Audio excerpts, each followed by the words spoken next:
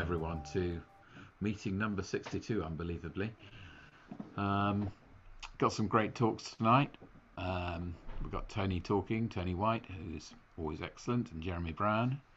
Christian's going to tell us about some new features in Monkey Bread. And then we've got the FMBug Help section. The idea of the FMBug Help section is, I was going to talk about this for a moment, is people come along and if they've stuck on something or they've discovered a great technique or whatever, share it with the rest of the world and all the talent that's here, and get some help online or disseminate some useful information online. That's the point of it. I've been struggling to think of what to call it. So if you want to stick in the chat something to call it, because I don't want it to be disrespectful to anyone. I don't want to assume that anyone's going to help, but I'm sure we all will. So thoughts on it, stick them in the chat. And without further ado, I'm going to hand over to you, Gary. Cheers, Joel. Thank you. I'm going to present the screen as I normally do. Let's hope you can all see my screen. Yes. Good. Excellent. Fine. I'm going to kick off with the news, and I've done my normal 2 months trawl through the internet. Probably helped by massively from Penny, who does most of this work for me because she's always on the ball, and so I always give her the credit for it. And the thing I wanted to kick off with was the post that was on the Claris support page for the engineering blog. Now, I pulled, this is all the engineering announcements since our last event. And there's a couple of obvious ones in there that changed. And one of them I mentioned, which I didn't put in the focus, which is the bottom one there, which is if you've upgraded your server to 19.4.1, you will notice that port 16,000 is no longer used for the admin console, which note to everybody, make the effort to read the release notes, because I did the upgrade and didn't read all the release notes and then realized, oh, I seem to be locked out of my server. So that caused me a bit of an issue. Until I realized and then read the release notes and realized port 16,000 isn't in use anymore. So it's just a note to everybody who's upgrading to the later versions, then certainly be mindful of that. Because the good thing is you don't now have to open port 16,000 on your server. So you can close that if you want to. For it closes an extra security loophole. So it's an extra port you don't need open on your firewall. So the engineering blog, the URL's at the bottom, and it's worthwhile you having a look. I'm just going to focus on a couple of key ones from that point of view. And obviously the big section that was spoken about massively in December and still is around is Log4j. Now, thankfully, according to FileMaker, that 16 and 17 is vulnerable because it uses Log4j, but it uses such an old version of Log4j, it's not vulnerable, it's not affected. So, well done, FileMaker, for not using the latest version. So if you don't know about this, this is a major vulnerability for a Log4j, which is a logging function to Java. And if you are running it, it's tied to Apache. And if you are running this thing and it's on many systems, I'm talking, this was the first CVE security vulnerability to score a 10 in the last 10 years.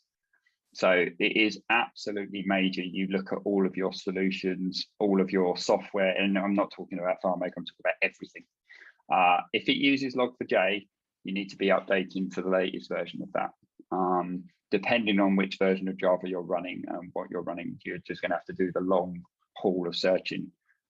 Myself and the security team that worked for me, we created a spreadsheet of every single application, contacted every vendor and got verification back from them.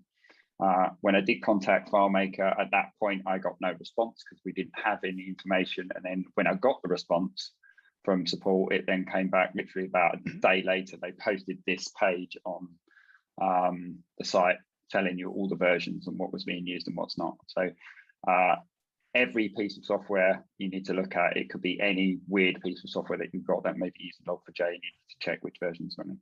It's a huge vulnerability at the moment. So that's one. The good thing is FileMaker seems solid. So it doesn't matter what version of FileMaker you're using, you should be okay. The other one is there's a, basically it's an XML vulnerability, and there's, this is a post off of there. Have a look at the CVE score on it. It's a 5.5, so it's not major, but it if FileMaker gets a CVE score, then it's major because it's then met the community as being posted with a vulnerability. So it is worth looking at, it's worth fixing. If you're up to date with the latest versions of Claris, which is 19.4.3, I think, or 19.4.2, I can't remember which one is which. So from that side of it, if you're up to date, then you don't have a problem, it's been fixed. So Claris has done the right work. They've gone through, done an update, and it addresses the problem. So it's a way of doing injections into XML. So it's always tied, usually it's tied not to FileMaker native, it's tied to any like XML function, ODBC, JDBC sort of call to your server that will become vulnerable. FileMaker natively seems pretty good. So, but again, have a look at it. If you're not running 19.4.1 and above, you should really upgrade. The other one was this one, which was the latest thing that just got released. They did a Apache server update, and I would imagine, it doesn't say this, but I would imagine it's tied to Log4j.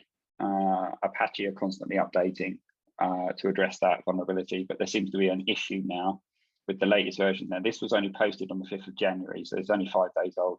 But as you can see there, it's basically affecting ways of taking longer than usual to upload information to your server.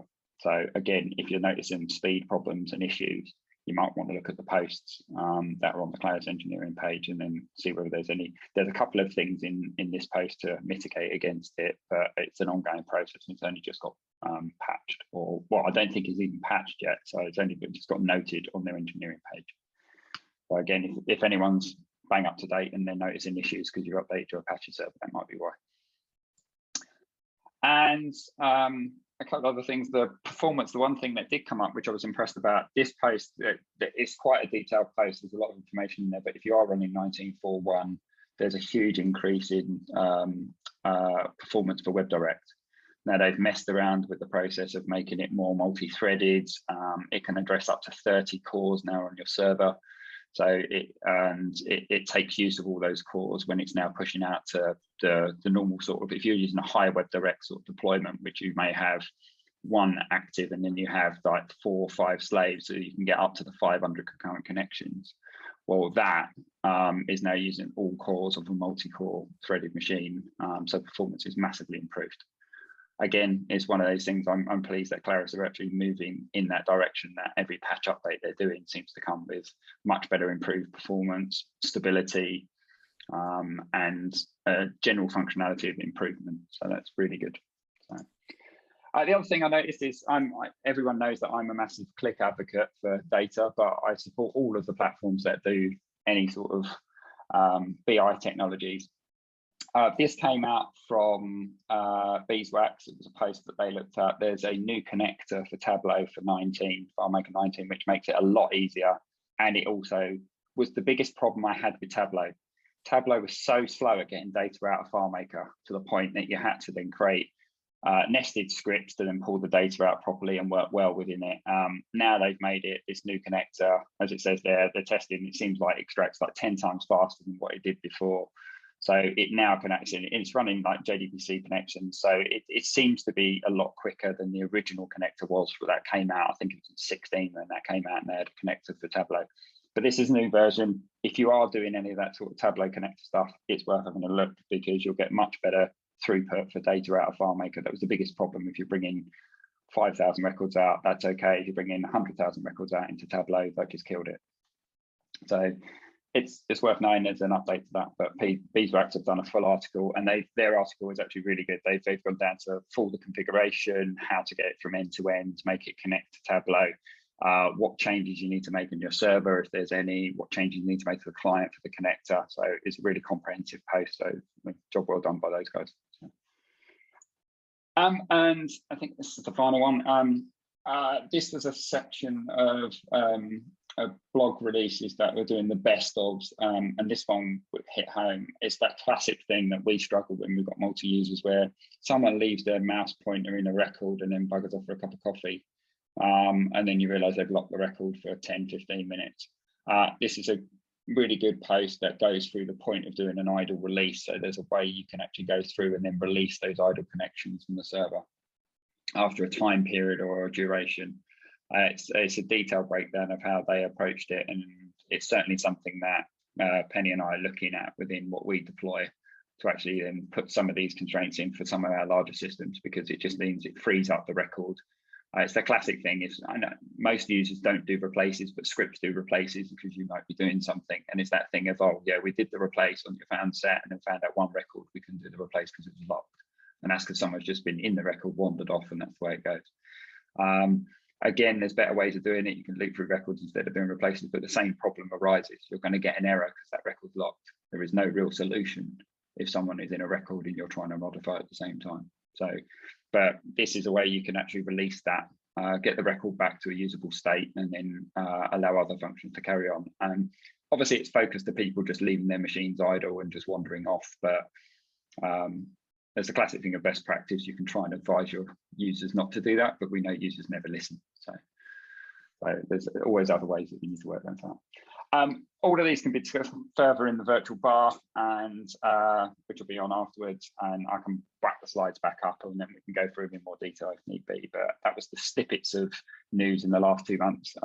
It went quite quiet over the Christmas period. Not a lot happened over that 2 weeks, but there's a decent amount posted anyhow. So that's pretty much it, and that's the end of the news. So that's me done. Great, Gary, thanks very much indeed. I think since we're about 10 minutes behind already, let's get straight on with Tony, if you're ready, Tony. Okay, so the goal, first off, thanks for having me. I've been enjoying the your user group. You guys put on a good show. So what I'm going to do today, the goal that I have is to demonstrate a feature. And I believe this feature is something that could find its way into lots and lots of systems out there.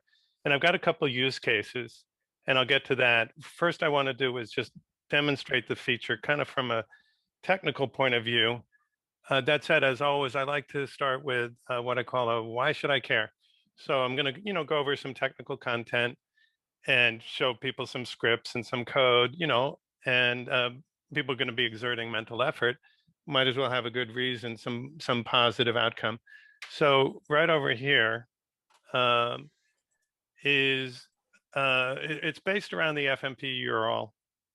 What's it called? FMP URL protocol, which was introduced in FileMaker 13. So that pretty much covers the whole market. So it's available, whatever kind of systems are out there. And just a little historical note. If you want a dedicated infographic about the FMP URL protocol, just go to my website, twdesigns.com, go to the home screen, look on the left, which is where the infographics are. And this is really a deep, deep, deep dive into the syntax of an FMP URL. Okay, that all said, I'm going to, just riff off this. I'm not going to just read it, but it does remind me what I'm supposed to say. So I've been using this as a technique in a lot of different systems. So it's a little bit battle tested. And over the years, I've added features to it.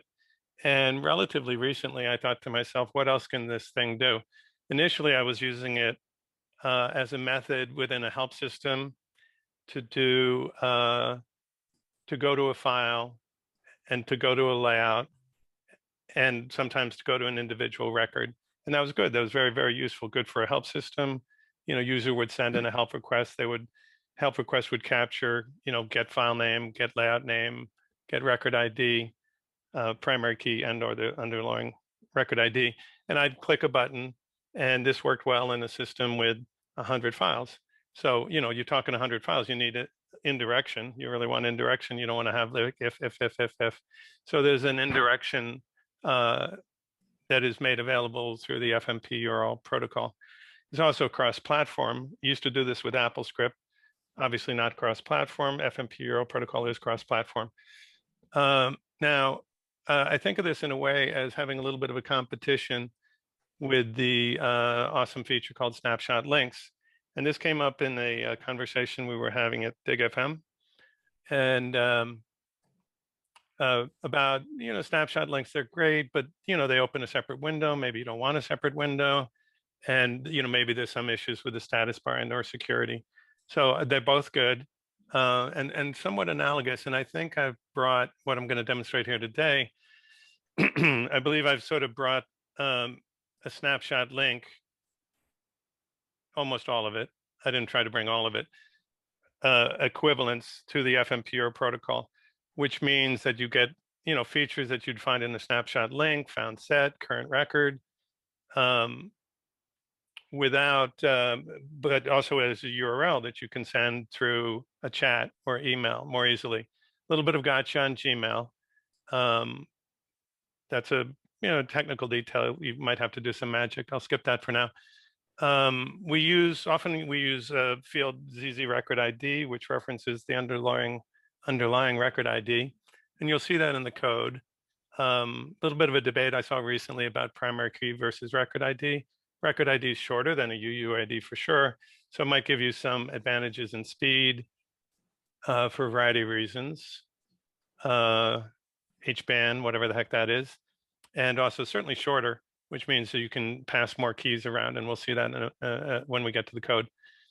One thing I'm not going to demonstrate in the 100 file system that we initially deployed this on, 122 files actually, we send the FMP URL to the main menu because we don't know if the target file is going to be open. So we go to the main menu, which is always open, and that opens the target file. I'm not going to demonstrate that, but this is all being recorded, and that's a little bit of an obscure point, but it's a nice point. You just send it into the main menu, pick it apart, rebuild it, open the file, and then target it. All right. So that's, by the way, so this is advanced and intermediate. That's my goal for today, is to, I think this qualifies as advanced technique, and also perhaps intermediate, because I think if I explain this well, there's going to be some intermediate people who are going to be like, I got it. Plus, send me an email and I'll send you the 2 scripts. By the way, I will take questions in line. That might have been a little, mic, whatever. If anyone wants to stop me with a question, I have no problem with that. I'm not watching the chat. Oh, and I got to do my disclaimer that I'm a fast talking New Yorker. Good thing it's recorded. All right, so on with the infographic. It's pretty simple. 2 things you need to do to use an FMP URL protocol in a system is, 1, you need to build an FMP URL. It's got to have the correct syntax. You got to build it, and then you got to use it, and then send it any way you want. Send a chat, put it on a website, call it by an Apple script, Slack, whatever. Okay, so build, send, use. Okay, so I have a script. Just for chuckles, I've got the name of the script. It's copy FMP URL containing record IDs. It's called by a button, and it takes a parameter. The parameter is I either copy one or I copy found set. That's a use case. Maybe I just want to copy one record. Maybe I want to copy the found set. And then here's my cute little icons. Copy one, copy many. And then since we are using indirection, by which I mean we're calling a script by name, the name of this is important. So here's my rather verbose script that we would be calling with the FMP URL protocol. We'll see this in a minute. It's go to layout and find using record IDs. And then as a suffix indicating that the script is indeed called with an FMP URL. Be a bit of a hint not to rename it because that would break it. Then, and I did change my internal IP for this because there've been some security conversations recently. So here is the FMP URL syntax, 2 versions. They're the same. One is, all one long line, and the other is just broken. This wouldn't work. The top one would work. The bottom one would be readable, just to indicate what goes into an FMP URL. A zip code, that's the file. Once again, I'm calling the target file for this demo. I'm not going through the main menu, although I could, send it, pick it apart, rebuild it, send it. Here's the name of the script. This name matches that name as well. It should. Layout.name, as you'll see in a moment, we're passing the layout name and the ID. The ID is the thing that won't change. But if you're doing development and you have a help system, you might rename a layout. So we use the ID to find it, and we pass the name just to inform someone that, like, hey, I found the layout from which the help request was sent. The layout was renamed, just thought you should know. Now this one, I was demonstrating this morning, and I got working code, but I'm not happy with my variables as of this morning. I was like, this should really be called r.ids, r.ids, and this one should be called r.id. And I'll probably refactor that. Bit of a history with this. I certainly didn't get it right the first time, but it does work, and I have been using it. It could be prettier for sure. Okay, so I'm going to go through this quickly, switch over to code pretty quick. Params, oh, these are params, just a definition of the params. This is all being recorded. You guys can take a screenshot if you want. Use record IDs fields. Oh yeah, use record ID is thought to be faster, easier to deploy, often simpler. Okay, I believe that. This obviously is an IP, could be a DNS name if you have that set up. If you're on like a public network, you'd want to do that. Private network doesn't matter quite so much. The FMP scheme, FMP, as of 18, they added different schemes, FMP 18, FMP 19. I think that was 18, pretty sure. FMP generic works. But if you have more than one, if you have 18 and 19, you might want to use the 18, 19 thing. Okay, FMP scheme might change. If you're running 16 or above, oh yeah, there's a little security checkbox you got to check. These are the little post-it notes. Remember this. Showed up at 13, no excuse not to use it. Oh, and then callback, blah, blah, blah, superset. Okay, and this was all about go through the main menu. Okay, that's the overview. This is scripts. We're not going to do it. The scripts are long. These are obsolete, so you can ignore that. They're obsolete, incomplete. I don't know why I even have them there, but here's a calc. So I've got some custom functions. All right. Well, there's a custom function value.index.ce. I was playing around with bringing the code from the custom function into the script to increase portability. Probably a good idea if you're deploying to people and you don't know if to have this custom function, and also you don't know if to have an identical. If they have a custom function that does the identical thing, you'd be pasting in redundant code. So arguably, I should refactor the scripts so that it's no dependencies on custom functions, more portable. This over here, a very popular topic here. I've got record ID twice. Why twice? Once stored, once unstored. That's the answer. By the way, a little debate in the community about index, unstored, index versus, I'm not going to go into that, stored, unstored versus indexed, unindexed. It's an interesting topic, but that's for another day. This list of record ID is keying off the unstored because it's faster. According to, I think, hat tip to the Wheat Picks out of New Zealand, I think, that's faster for some reasons. And that's been my experience, and that's what I'm running with. So this is list of, thought to be the fastest way to aggregate keys, or not keys, IDs, to gather a found set of records. Let's say that. Okay, so there we go. Stored, and stores is good for finding. So one for gathering, one for finding. Optimized architecture as far as I know. And while we're at it, here's the sort by me field. Here I am using the custom function, actually makes this code more readable. And then there's a global. All right, so let's go look at code, 13 minutes in. Now, let's hope this works pretty good. I've got two computers. I wanted to demonstrate using a more modern version of two computers side by side. It's a long story. A lot of customers all over the place. Okay, here's a use case. Okay, let's do a use case. So I've got a file that I'm demonstrating off of. See, this is FL. So earlier I said file layout record. This is a file that I have called system structure. It's one of the two use cases that I have in mind. People might come up with other use cases. And now I'm swinging to the other computer. This is a file that's populated with metadata, I guess you'd call it, from a system. And so here I have zip code, state, detail screen. So I click that, and it goes to the zip code file, the state, detail.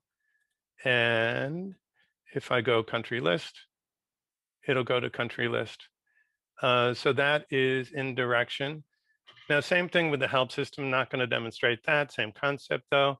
Here we have a table with data, including a file name and a layout name and a layout ID. And I'm using that. With a help system, I'd have the same thing. The help system gets populated with the file name and the layout ID and the layout name and number and a million other things. That's a big system that would take an hour or two to demonstrate. But anyway, you get the idea that that's at least 2 use cases, and people might come up with others. Okay, so where are we? Okay, so I'm gonna leave here. I'm demonstrating off a single file called zip code. So I got a file called zip code. When it was born, it did just zip codes. And then over time, I thought, well, state would fit in good. This was, dates back to FileMaker 6. And, but, zip code, states, and countries, those are, locations. It's called zip code. I could theoretically rename it to something like locations or something, but I didn't. Now, let's get BB edit up here. So I've got BB edit. These are URLs. They're identical to what I demonstrated previously. I am going to click on one. I'll just click on the first one. Okay, and that went to the zip code and it brought up a found set. So just to show you found set. And by the way, it highlighted record number 4. Okay, so let's shuffle the deck, click it again. Okay, so it is, it's going to the file, it's going to the layout, it's recreating a found set, which you could see here, 1, 2, 3, 4, 5, 1, 3, 2, blah, blah, blah, based on record IDs. What else is it doing? Oh, and it's going to the current record. But wait, there's more. And it's also, it's redoing the sort. Now, there is no indirection on the sort that I'm aware of. I'm pretty sure there's not. And but we're sorting, and we'll get into that, hopefully. But it is recreating the found set. And okay, so that was the first one. Clicking another one, that's going to state. Oh, and I have to like play with the keyboard a little bit here. That's country. And then, oh yeah, I was playing around with this. I added a non-existing country. I went with Dune, which is really more of a planet than a country. And then I deleted it to indicate there's some error checking in this code, which we're going to get to in a second. But before we go there, so this is regions. And let me just do that one again. So the regions, I sorted by region, Africa, Australia, and I'm sure I left off a continent probably. But let me click on this, which by the way toggles. So now I'm backwards. So these are pre-canned, just in the interest of speed. I am going to copy this, and it copies basically. That's supposed to look like a clipboard icon. I think it does. And let me click on this one. Okay, so that's, hold on, let me make sure I clicked correctly. Okay, yeah, I got a little bit of a change. Let me just do one more, and then I'll move on to watching the code. So found set of 3, copy links. Let me just countries reverse alphabet. Okay, let's do that one. Anyway, that's just, I want to prove that and then let's show all. This will be my final demo here. Okay, countries reverse alphabet. Okay, so I think we have proved conclusively that this technique does indeed do what it describes, what it claims to do. Now, let's see, check time, 7:17, 13 minutes. Okay, so what I'm going to do here is I'm going to give you the nickel tour. In other words, I'm going to send me an email, say, oh, can I get those scripts? 2 scripts. I'm going to send you basically a strip down thing with just the scripts, keep it simple. But I do want to take a quick tour through these, because if you're like me, it doesn't hurt to have like a relatively brief introduction to the code in question, so that when you look at it, you're not like, gee, I wish I could talk to the person who wrote this code and explain what the heck is going on. Okay, nickel tour means I'm going to go fast. Okay, and by the way, this code is not perfect, far from it. It does work, which is pretty good. It's not as pretty as I would like, and I'll get into that a little bit. All right, and I left a lot of grayed out stuff, comments on purpose. I kind of use grayed out code as comments. You perhaps notice I don't use a whole lot of comments. I like to have the code be the comment. Anyway, the host name could be an IP or a DNS. The file name, you could encode the file name to get rid of characters in the file name that are not URL friendly, but then again, you really shouldn't have characters in the file name that are not URL friendly. This is layout ID. This is basically derived. This is calculation, which is actually available as a custom function on the Brian Dunning website. Just Tony White, I think, is the name I used up there. Maybe Tony White Live, I forget. But anyway, you could grab this custom function, which is get layout ID, lowercase to differentiate it from FileMaker that has uppercase. And then I moved that in. And that's, whatever. You could move it in, you could not move it in. I don't know if there's a performance difference, but it's certainly more portable. Get layout name, we talked about how that's useful. Now this one's moderately interesting here. Layout name, URL encoded. This is, once again, another custom function, Brian Dunning, you can find it there. The get URL function that FileMaker, the greatest software platform ever, actually missed some URL encodes, 6 of them, hat tip to, I think it was Jason Wood. But anyway, this polyfills them, fancy word. The 6 things that don't get URL encoded. Param, okay, as mentioned, takes a parameter, link 1, links plural. So here we have copy 1. Here's a variable I'd probably name differently. This should be r.id. Notification. I ripped that out, who cares? But you could do notifications, but that's Mac, and then I'd have to figure out how to do in Windows. So then why bother? Copy found set. All right, so there's a limit on the length of an FMP URL protocol. On the Windows, it's not that long. So it's like, whatever, don't send 200 pound. You could work around that, but for now, I'm just like, cap it at 200, stay out of trouble. People could riff on this code, expand it. There's other ways to do this, but this is a pretty good starting point. Here's record. This should be r.ids because this list of. By the way, a little bit of an indirection here because I'm relying on field names that are carefully named. We saw that in the previous screenshot. Notification, movie quote, row. This could be r.id. Would be a better name for it. I figured that out this morning. Here I'm building the URL. I'm copying it to the clipboard. You could do it with a plugin, but I'm basically going to a layout and copying it. And I set it up not to flash the screen. So that is the code that essentially builds the FMP URL. And that's the nickel tour. Okay, so I got 2 scripts. I got 1 done, 1 more to go. So here's the other one. Let's find it. Okay, now, so by the way, red text, I am using the Monkey Bread plugin for development. And I know Christian's on the phone, I think, or he was. And I'm declaring, these are variables that are going to be automagically instantiated by the FMP URL.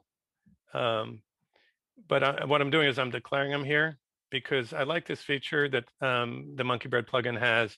You see on the, the IDs are not found. So I'm declaring them up front so that this is red text. And I know that Christian added a feature, and maybe he'll talk about it later, or maybe not, that you can declare variables in such a way to make the red go away. I just did it this way. These are variables that are going to be magically instantiated. And then once they're red, then the rest, they're not red. So that's what I do. Plus, I don't mind declaring variables at the beginning. It's sort of like a documentation. And once again, this should be r.id, r.id. This should be r.ids and r.id. That's what I think I'm going to refactor. So over here, I've got layout.number. So layouts can be referred to in FileMaker by number, which is the order, which can change over time. Kind of risky. Not good for long-term storage. Layout ID, which never ever changes unless you delete the layout. What else?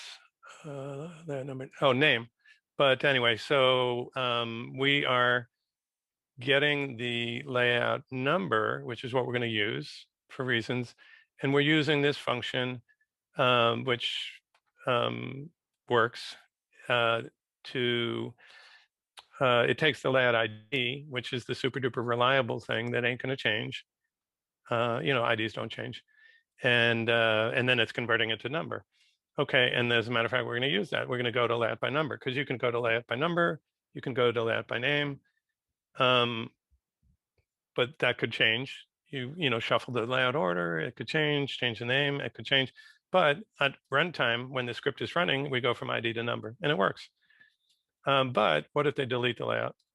Well, then we get an error and we halt. It's like, hey, what's the point? And then the name. So if the name changed, it'll still work. Assuming, if it got this far, it'll work. But if the name is different, we just say, hey, by the way. Now, we don't halt. We just thought you should know. And then this is a little bit of a refactor where initially everything below is doing the fancy restore the sort order thing. So here I just exited and then, it works. It's actually pretty readable code, I think. But here we go, find record. This over here is what I call a stacked find. Maybe that's the official name. Stacked find. It's basically, we're taking the list of record IDs, which I didn't point it out, but they're delimited with a dot, which is URL friendly. And I'm using record IDs, so those are numbers. So there's no dots. So I can send an array, I'll call it an array or collection of IDs with a dot as a delimiter. And then I got to flip it over to, what's this thing called?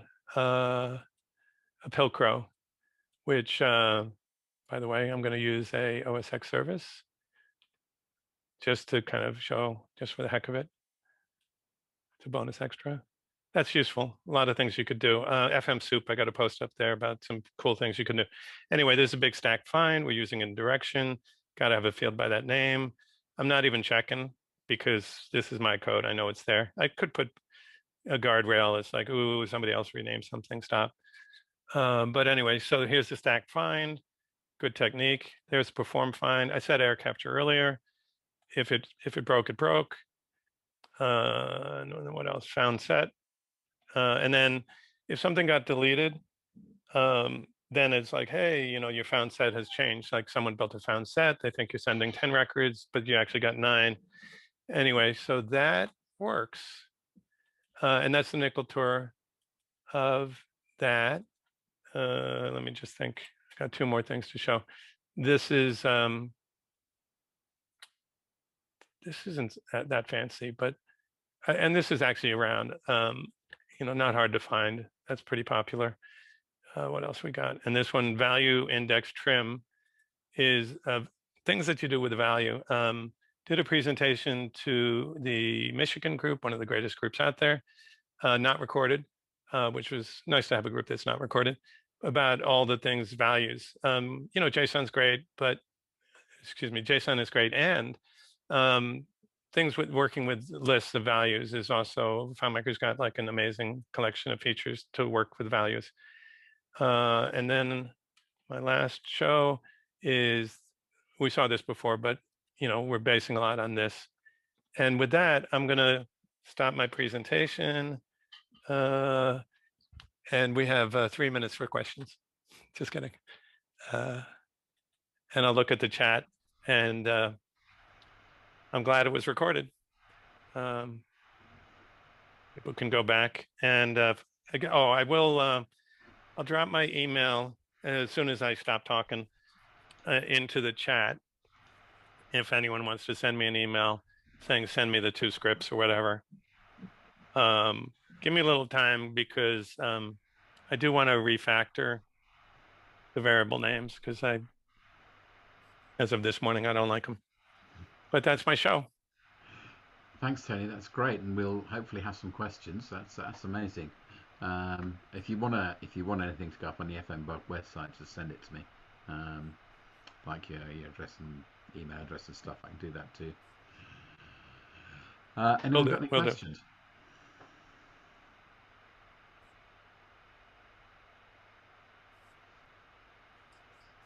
Did I talk fast enough?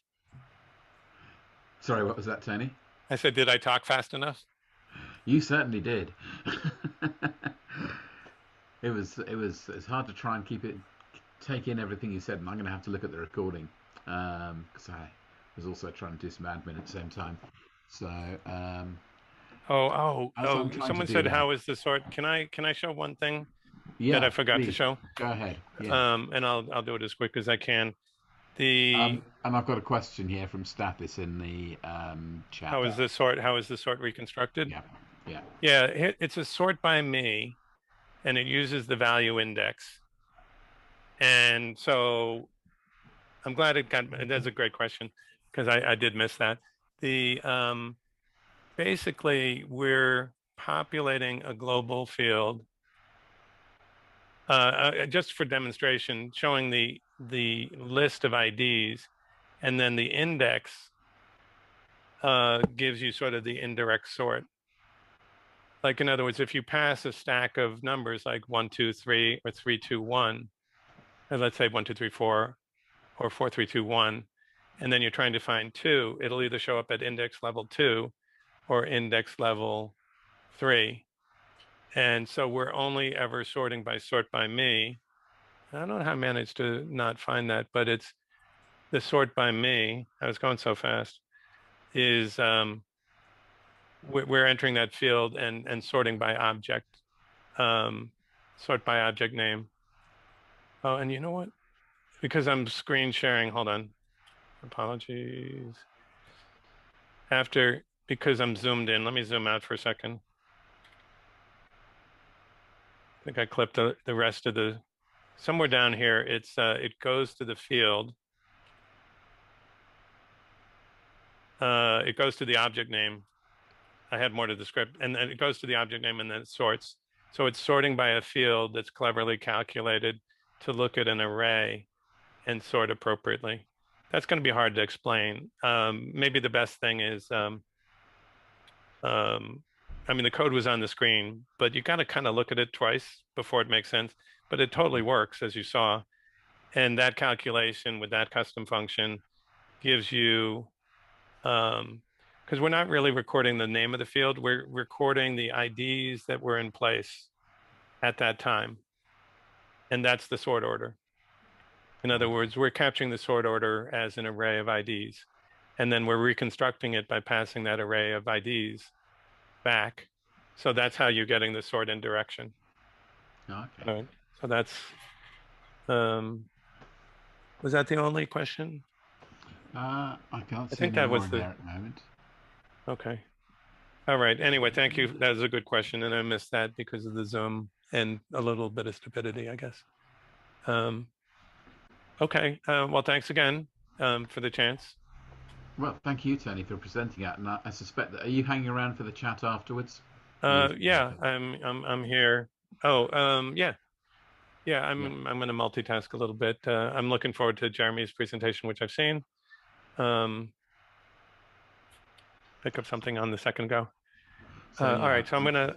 If there's more questions, we can have them in the virtual bar afterwards. All right, I'll do my best to be around unless something catches fire over here.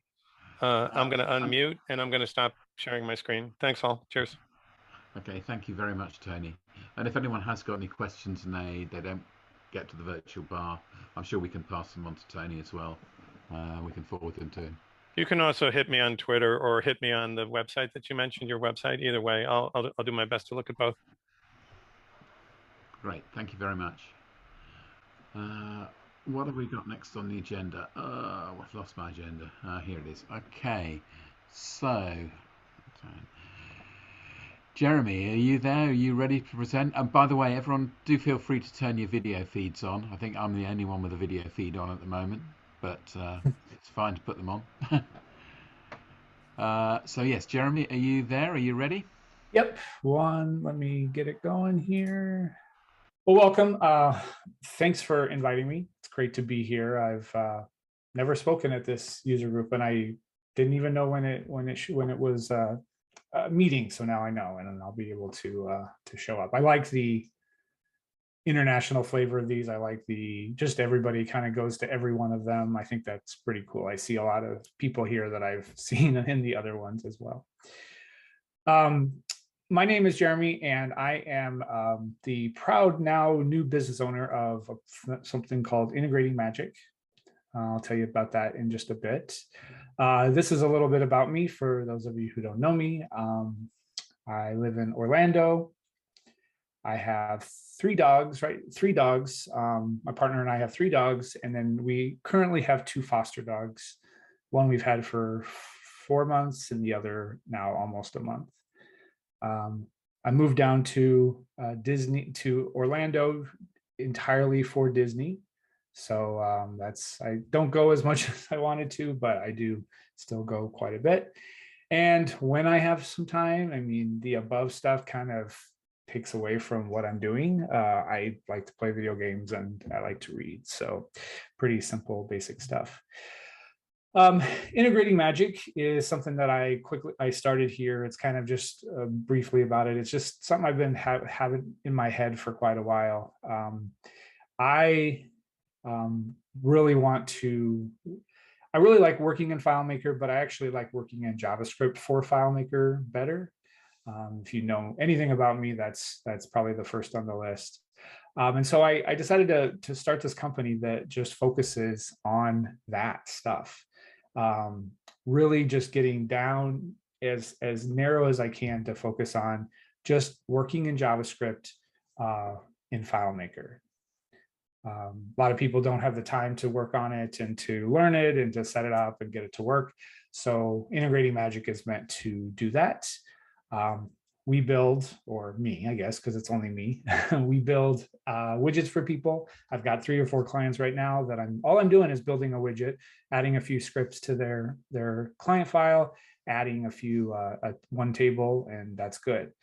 So that's my goal as a business. I'm also interested in community stuff. So I'll share that in a little bit here. I'll share that in a little bit, but that's deep into my being. That's top of my mind to work with JavaScript and FileMaker as a community. So let's keep going here. I'm going to talk to you about the JavaScript development environment, but before we do that, I have a little interaction that we're going to go through. I do this pretty much at every user group now, so I like the interaction. So if you would go to that, and I'm actually going to put it in the chat, you can use your phone to scan or to scan the code there, or you can go to the site that I just put through the chat. This site is the place where I'm going to collect questions. It's a lot easier to read this from a browser than it is on the chat in Zoom. And I've got a few questions for you as well. So throughout the presentation today, as you have questions about what I'm presenting or comments, please, you can add those to the area. There's a Q&A section there that you can go to. So if you're all in there, I'm going to start this survey, and I'm just going to ask you a couple questions here. The first one, how much do you use JavaScript in FileMaker? All right, so we got 5 or 6 people there. You can continue to answer the other questions in the survey. There's more in there. There we go. Good.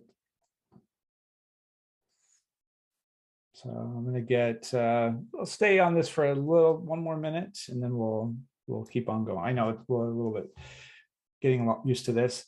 All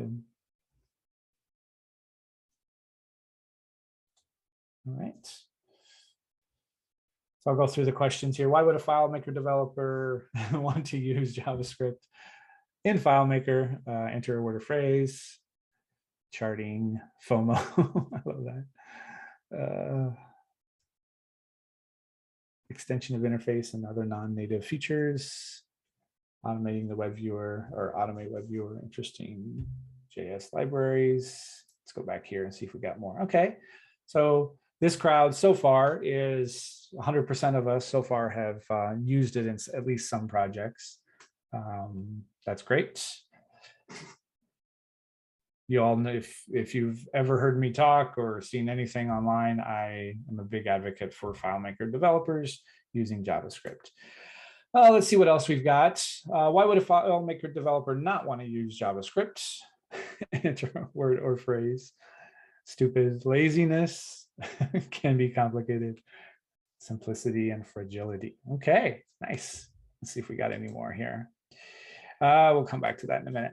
All right, so very good. So this is a little bit of fun thing that we're going to try to do in this whole time, just for the fun of it, and to remind people to, hey, I'm here.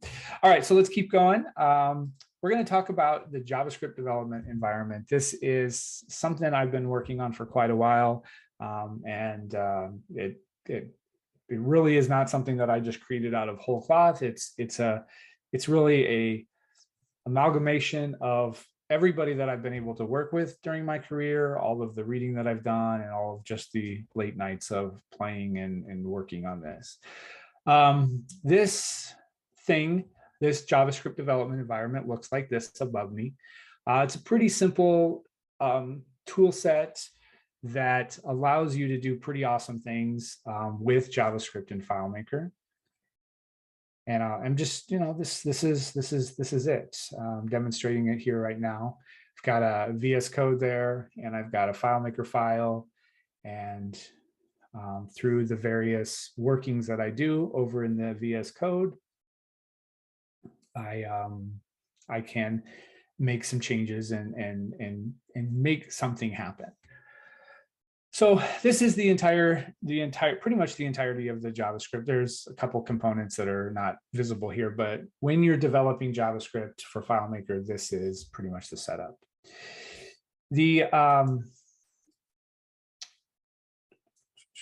All right, let's see if we have any thoughts. Great idea. Let's see here. Actually, I do have a question for you. I would like you to, what did you notice? I'm going to play it again, but what did you notice that was happening in this demonstration?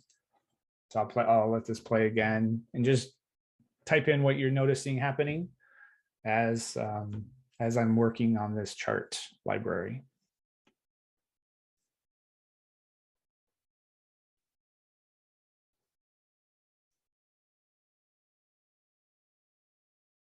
What do you see? What's being done?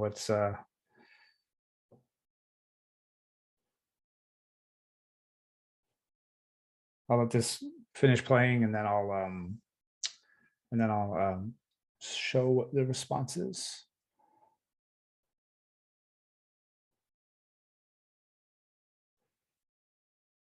I've been using this JavaScript development for quite a long time, and a simple version of this was actually how I worked with Todd Geist to create the add-ons for FileMaker 19, and this is how I do every single one of my clients' widgets, and how I've done it in the past when I worked for Proof Geist or even at Geist Interactive. This is how we would create widgets for people and put them into their apps. So let's see what people have to say about this. What do we notice? We see a live update of data. We see a quick turnaround, tight loop. Yep. You make live changes and reload in FileMaker. Hard coding. Yep, there's a lot of hard coding in there, but that's what we do in JavaScript as well. Quick changes, live refresh of the web view. Yes. In this instance, in this display, I'm actually clicking a button to cause it to change in most cases, but there are certain setups that would allow you to see the changes instantaneously. Cool. So the JavaScript development environment is a set of tools that we use together for JavaScript and File, that makes it the easiest way possible to actually do this work. I have spent many years now trying to find the best way to write JavaScript in FileMaker. And in my experience and all of the iterations I've done, I feel this is the easiest way to do development. I'm not going to rehash the old ones so much, but I'm just going to show you this way forward and see if you in your head can compare it to other ways and if this is a viable way. The JavaScript development environment solves three problems that are pretty common for what we do with JavaScript in FileMaker. First of all is developing JavaScript. Second is rendering it. And third is deploying it. So the first one is developing, how do I write the JavaScript? So that's one of the questions that this environment solves. The second one is, how do I see what I am developing? As I'm writing the code, what do I see? We're so used to that in FileMaker, being able to drag objects on the layout and then see what it's going to look like. So how do I get to see that when I'm working with JavaScript in a web viewer? And the third question is, how do I get the code once I'm finished? How do I get it into the FileMaker app? All right, so this environment solves all three of these, and it does not answer what's the JavaScript that I should learn. That doesn't come into this equation here because it assumes that you know a little bit of JavaScript, or you can use libraries. You kind of need to know a little bit to use some libraries, but I don't leave you hanging on that. I do have other ways to other thoughts about learning JavaScript that I'll show at the end. This doesn't answer that question, but it does answer how to work with JavaScript and FileMaker as you are learning JavaScript and as you are developing. In fact, this is a really good way. This is probably the best way to learn how to use JavaScript for FileMaker, because it's my idea that you don't need to know everything about JavaScript in order to use it in FileMaker. I don't know. I probably know 3/4, maybe 1/3, 2/3 of JavaScript, but I can use it to build widgets. And in fact, I'm basing my business off that because I'm using this environment. It's a good way to, sorry, I'll say that again. The JavaScript that I know helps me to do what I need to do for my clients. I'm always learning, of course, but I can do a lot of great things with just a little bit of JavaScript. So let's go to a quick question here. Let's go to the next one, I think. Which of these problems or questions most intrigue you? You can select any of them, all of them, none of them. But as a FileMaker developer who's used some JavaScript, which one of these do you align to, are most intrigued by, most concerned about?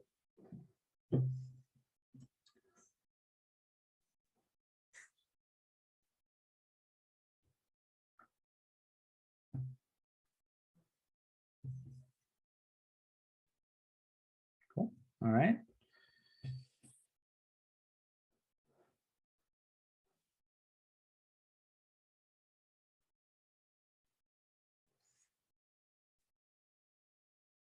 Cool. So that's what I'm here to talk about, and hopefully intrigue all of you to pick up this idea, or to maybe you have something on your own. I know a couple of people who have variations of this that work. But let me demonstrate it for you here. I've kind of shown it a lot. The first thing is develop. How to write JavaScript. So in this environment, we're using a Visual Studio Code to do all of the work to write JavaScript.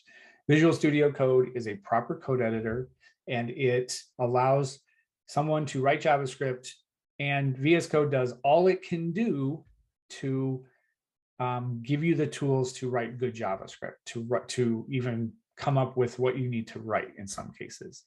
We can see here on this screen that I've got some code here. This is for a data table that I did for someone, and it's very clear using color coding, using indentations, using, and I'll show you some other stuff in a minute, but it's very clear what this code is.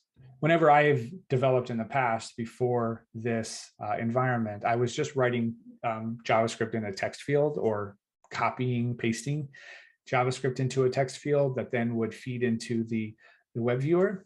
And that was an okay method, but it's just a text field. There's no formatting, there's no color coding. And it actually really impeded my understanding and use of JavaScript, just doing that method. The VS Code editor, I'm just choosing to use, and it's in this environment, I suggest that people would do that so that we can talk together about it and have the same extensions, have the same setups. That gives us a shared experience of writing JavaScript. VS Code, just I'm going to point out a couple things. It knows JavaScript. It knows the entire language. So when you start to write a keyword, it will suggest it for you. When other features include, what I really love is that if I declare a variable somewhere in my code and then I never use it, VS Code will actually tell me that. And I can know this was declared but never used. Or in fact, in some iterations, some setup that I have, it tells me, hey, it can't find this variable. Did you mean another variable? So let's say I spelled start wrong, S-T-R-T. I declared it correctly, S-T-A-R-T, and then I typed in STRT as the variable name when I wanted to use it, and it would tell me, hey, that's not a variable in this setup. Did you really mean the word start? So VS Code does all it can do to help you with writing JavaScript. And in fact, VS Code most recently implemented a AI version of it. It's called GitHub Copilot, that really helps me do all of my JavaScript writing. I can start to write a function, and if I say, function get age, it will actually construct most of the function for me right there and then. So that's pretty awesome, and we'll see that in some demonstrations later on.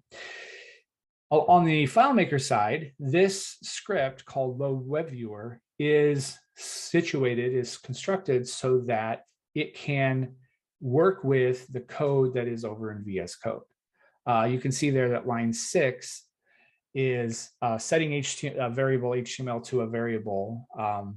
The variable HTML is being set to some code. If I'm in a development mode, and again, I'll demonstrate this in a bit. If I'm in a development mode, then it's going to look at the development URL there, the HTTP localhost :1234, or it's going to look at a field where the inline code is placed. This script also will call a function that's written in the JavaScript after setting up a web viewer with the code and so forth. So between this script and the VS Code environment, we have two really good places to write some code and to do some work with JavaScript and FileMaker. All right, so let's see if we have any thoughts. Let's go here. Okay, CS, you asked, how much does JavaScript break? Do things from a few years ago that still work with browser FileMaker OS updates? That's a good question. I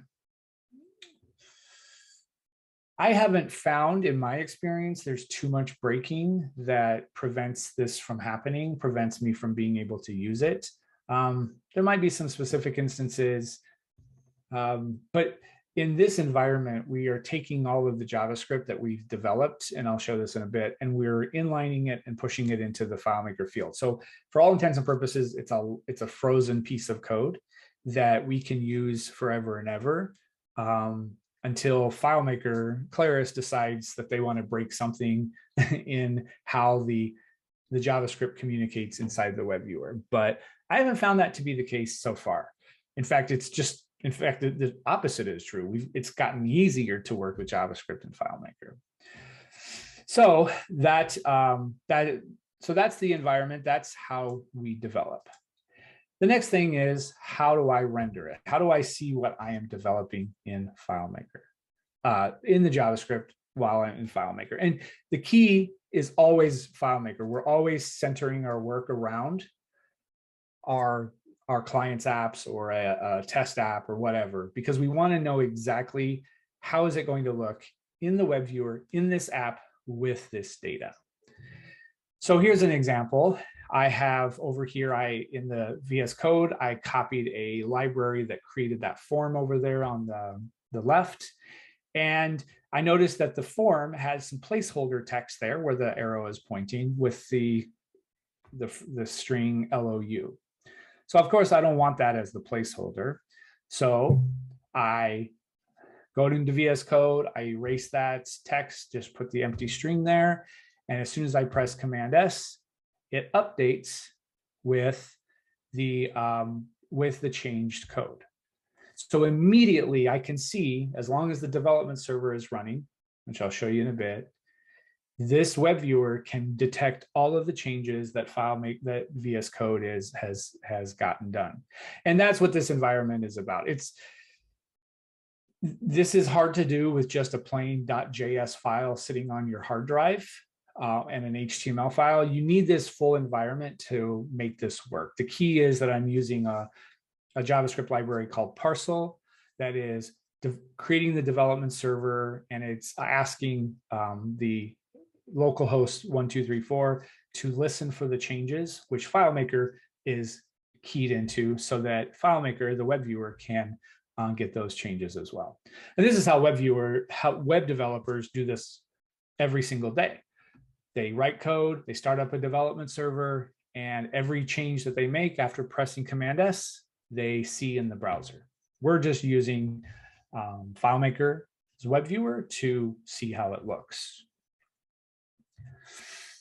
Question here was, fragility, no problems with the switch from IE to Edge? No, not that I have found. In fact, again, that's making it so much easier because we can use the latest version of JavaScript, and we don't have to do any compiling or transpiling of the code so that IE 11 will work. Whenever I was looking for libraries before FileMaker 19, I always had to look, is this compatible with IE 11? Don't have to do that anymore. So I would say that there's no fragility in that sense anymore.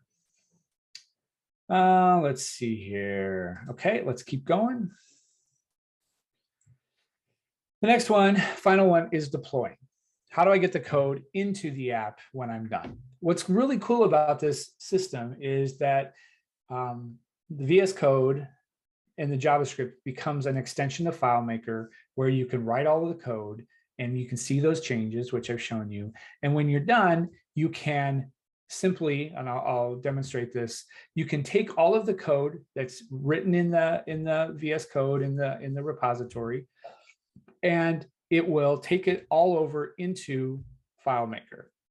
There's a little process that's part of the environment, as well as a script in FileMaker that works together to take all of the inline code that is bundled up and then pushed into that FileMaker field.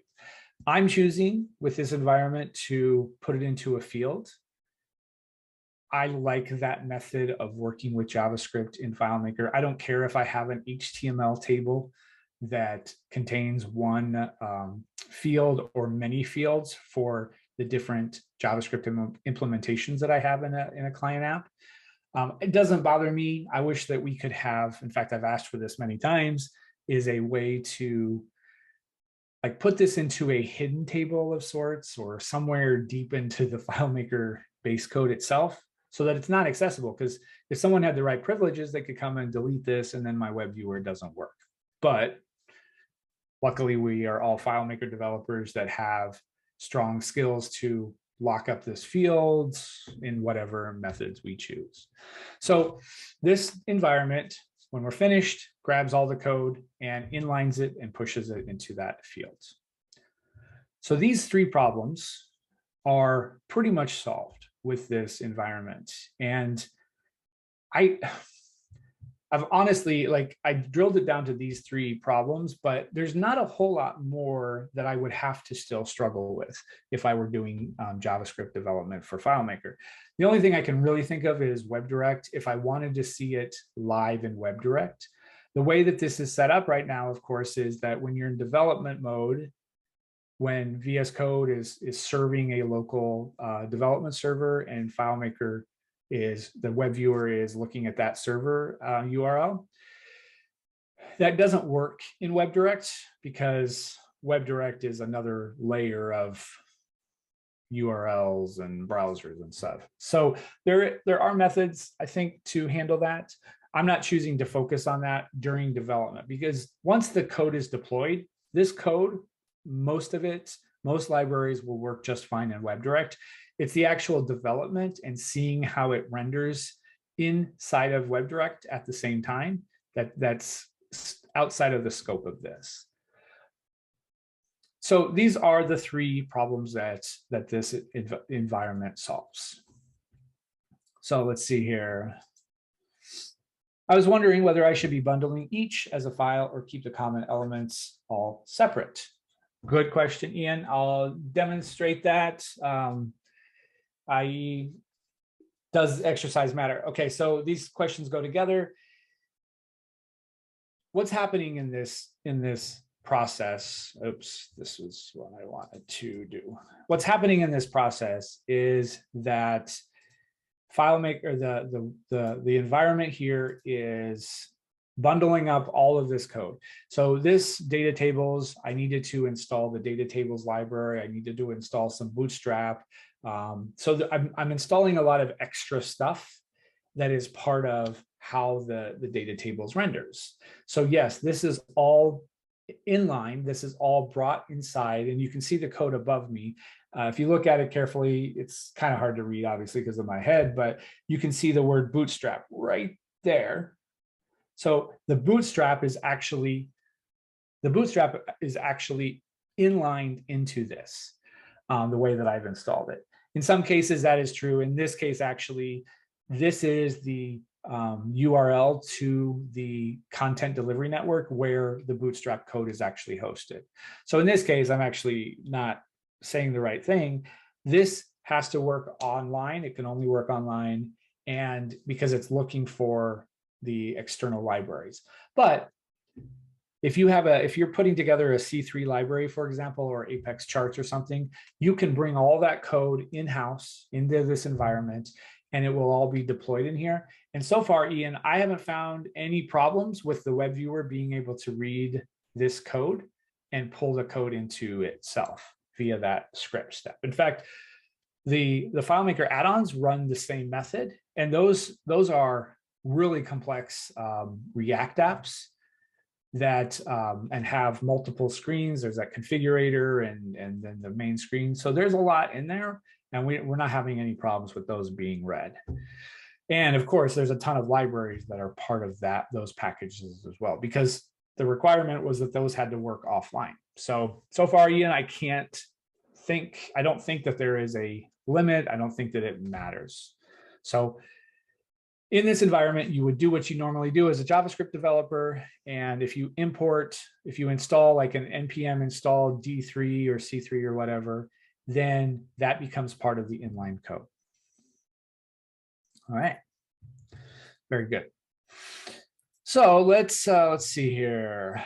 So this environment is meant for FileMaker developers to focus on building JavaScript apps, widgets, so that they can build something for their clients. They can provide some interactivity, some, in my business language, some magic, so that they solve it. Most importantly, of course, though, so that they solve client business problems.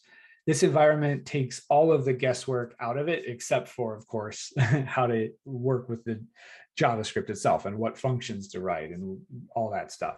So, but again, if that's the only thing you have to focus on using this environment, that's a big win, because you can just focus on that and see the results of your code, including the bugs that you put together in this environment. Develop, render, deploy. Using this method, we can solve a lot of problems. Now, there's a lot of additional benefits to this, and I'll just briefly walk through this. This is a repository. I've got it set up as a repository on my GitHub account, and I'll show you that in a bit. It works in the Git flow, if you're familiar with that. The repository is stored up in GitHub. You can bring it to your machine and start working with it. And then any changes you make can be pushed back up to the GitHub repository that you have created with this, and those changes are saved. I'm switching over to a new computer here, and just, as soon as we're done, all I'm going to do is go to GitHub and just re-download all of the work that I've been doing. I don't have to transfer all of those files over to the other machine, the new machine. So that's great. It's the same procedure every time. Creating an app, creating a widget and doing all this stuff is the same procedure. Set it up. Takes about 2 minutes to set it up in real time. If you're not talking, like I will demonstrate in a minute, it will take me longer, but it's the same procedure every time. And you can hook this up to any app that you have. The repository itself, here's what it looks like. Here's where it is on GitHub, integrating magic, or github.com/integrating-magic, and it's called the JS Dev environment. And it comes with everything we need, including right there, a FileMaker file. It's called jsdev.fmp12. And that can be used to start your test of the work that you're doing. I'm not sure why my screen is freezing. There we go. Okay. When I'm building a calendar for a client right now, and I created a repository. I forked this, or I actually created a new repository from this template here, and I started working with it, installed all the full calendar stuff, and put some test data in and connected it to this development file right here. And I was playing around with it, and that worked really nice. But then when I was ready, I was able to connect it to my client's app. There's a way inside of the repository itself to connect it to an app, so that when I'm ready to deploy, this can go over to that app and put the code into there. You can see on line 4 there's a file variable, and that's just the name of it. I have the open $sign, the $sign meaning the open file, and I can just change that to my client file name, make sure that that script is in there called upload to HTML, and it's connected to that client app. There are a few considerations. I'll briefly run through these and then get to a demo. You need to think about context when working with this, but that's everything that we do. That's every single day. That's working with a web viewer, even if you're not using this environment, but I wanted to bring that up. So here's context. When I create these for my clients, I install a table called HTML into their file, and with a field called HTML. And then in most cases, the web viewer sits on a layout with that context, so that I can just directly pull the code from the context that I'm on. Like this load web viewer button, it actually just goes to the HTML field that's at this context, and it grabs the data, the code out. Doesn't have to be though. This web viewer could be on any old layout with any context. It could replace a portal of student grades, for example, on the student record, the student context.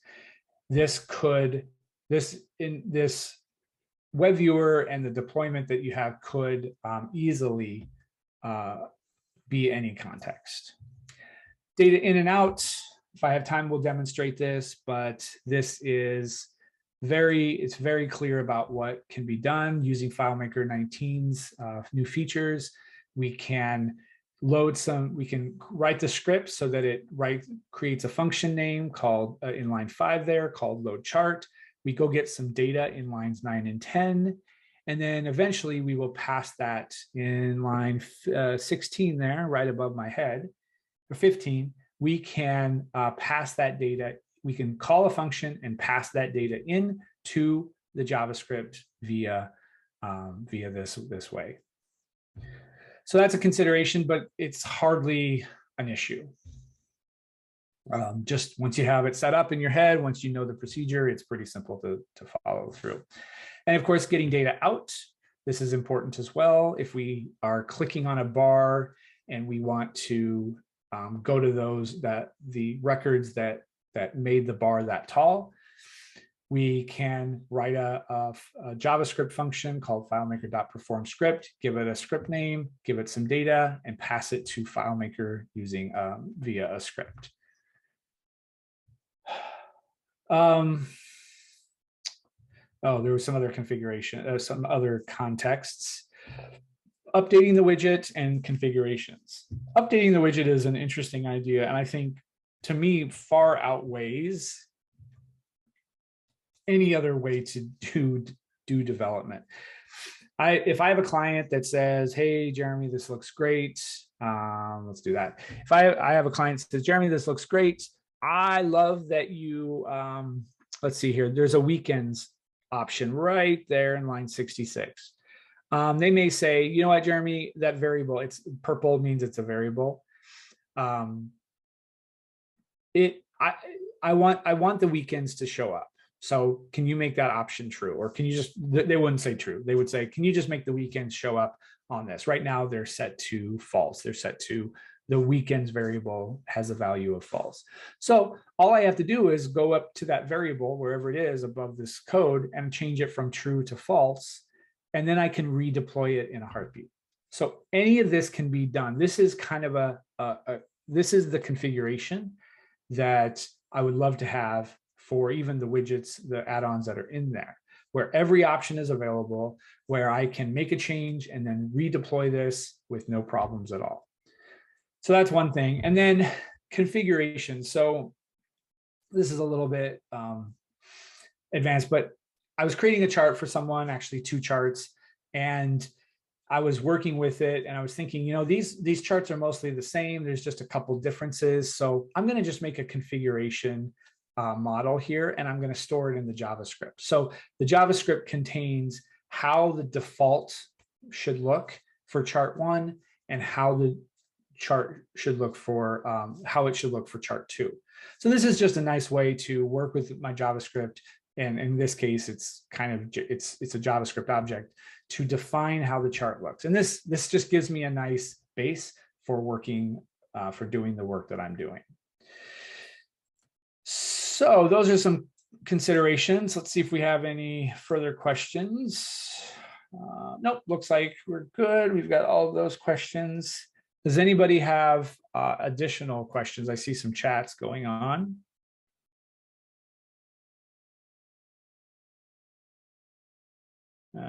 VS Code is the best. Michael, sorry I didn't notice this, but you're seeing my screen now. So sorry about that if you didn't see it. Okay, so again, this JavaScript development environment is a great place to work. And I'm now going to demonstrate how it works, going through the process from beginning to end, and just showing you the steps to take. So let's get started. I'm switching over to my JS and FM slides so that it looks a little bit there. Let's get started. So I'm going to do a walkthrough of this entire process. Here are my steps that I'm going to follow. I'm going to go get a repo from, or go get the repo, the template. I'm going to clone it. Then I'm going to open it in VS Code, open it in FileMaker, and I'm going to start up the development server. Okay, so those are the steps. Don't worry, if you get lost in this, that's okay. You can watch the video again. And I do have these steps written up at jsinfm.com, jsinfm.com, where you can follow through the steps and see what's happening and do that. All right, so let's get started. So I need to stop my share. Actually, I'm going to do this. Just got to make a quick switch. I'm going to do a new share, and I'm going to share a portion of my screen. And let's see if I can do that. Okay, this will work. All right. So y'all can see my screen still. This is the environment, and we're just going to walk through the process from start to finish. Just get rid of that. Okay. So client wants me to build something for them. They want me to build a calendar. I'm going to go ahead and get started. So going to use this template after going to this site, going to go use this template. And in my own personal account, this is my own personal one. I could also switch to one of my others. I give it a name. So I'm going to call this calendar client A. All right, there we go. And I'm just going to leave it as public. That's fine. And press create repository from template. What this is doing is it's taking all of the template from that JS dev environment and bring it over into mine. So now I've got it in my personal account and I'm ready to work for this client. Now I want to bring this code onto my machine. So they have a button here that says code, and we are going to clone it using this URL by copying this URL. Cloning just means we're going to take all of this code, we're going to bring it down to my machine, and I'm going to provide a link between the two between GitHub and between my local machine. So I hit the code button, I copied that URL. Then I'm going to go to my terminal app. I can get rid of that. Go to terminal. Yeah, I'll make this a little bit bigger. Nope, that. There we go. Okay. So in my terminal app, I first will navigate to a directory where I put all of my code. Now, just to be doing this on my desktop, I have a folder called JS Work. And this is where I put all of the code that I've been doing. So I've got CD change directory and just drag that folder into here. And now it's got the path to that folder. I press enter. I'm now in that folder because this is where I want the repository to live. Notice I have a lot of other ones here. These just testing client ones and so forth. So now I'm in here. I'm going to type the command git clone and paste that URL from GitHub, from this repository. Git clone, I mentioned, will bring all the code down and make it available on my machine. So I'm going to do that. And immediately, because this is a very small repository, it created a folder on in that directory with all of the code, all of the files, including that FileMaker file in here. Okay, so I'm done with that. Click out of that and go into VS Code where I do my coding and open a file. Or we're not going to open a file. We're going to open up what's it called? A folder. So navigate to that, click on calendar A, and then press open, which there it is. Boom. All right. So we've opened the folder into, there we go. We've opened the folder into VS Code, and now we have it ready for us to use almost. Here's all of the files that are in that folder and that are up in GitHub right here. Pretty cool. All right. So let's see here. We've got it on our machine. Now we need to do something called install it. We need to install this environment. This environment contains some dev dependencies and contains some other dependencies that are going to be necessary for this entire thing to work. I mentioned Parcel a while back. It's the library that creates the development server and then eventually will package up the code, inline it, and send it over to FileMaker. So I do that by opening up the terminal, going up to, there's a terminal in VS Code. I press the Control-tilde key shortcut. And now I've got sort of a terminal that looks like the one from my, my OS. So I'm going to type in npm install. This will install the environment. Now, I skipped over this, but over in my jsnfm.com here, I do have instructions on how to do this. And there's something that you need to do a few things under the before you begin. You need to install Node.js and install Git. And this just walks you through that. And I actually have a video that I'll put up to demonstrate that. So that's why I'm skipping over this because it's a one-time thing. Okay, so let's see. We're going to do npm install, and that will go to the web and get all of these packages. It creates a new folder called Node Modules where it stuffs everything in, and it makes this environment ready to work. This is pretty common with working with JavaScript libraries and environments. we create this whole environment inside of a directory, and it just works inside of that. So there's some stuff here. We get some deprecation notices. None of this is a problem. There are some vulnerabilities. I actually think that that's coming from this, so I may want to remove that from this version, but it is in here ready to use. Now, I get this question a lot, so I want to pre-answer it. Nothing in here is going to hurt my machine, hurt my FileMaker file, and you do need to be diligent about working with JavaScript in FileMaker. Not the scope of this session, but it is part of the thinking. And I've got some paths to helping people understand that better, mainly so that I can understand that better. So there we go. So now it's ready to go, and I can press npm start. And what this does is it creates, I mentioned, it creates this local server. You can see down here at the bottom, it says localhost 1234. And that means that it's ready, that it's a server running at that host.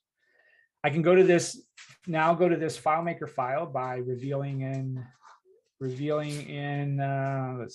Finder, and then opening it up.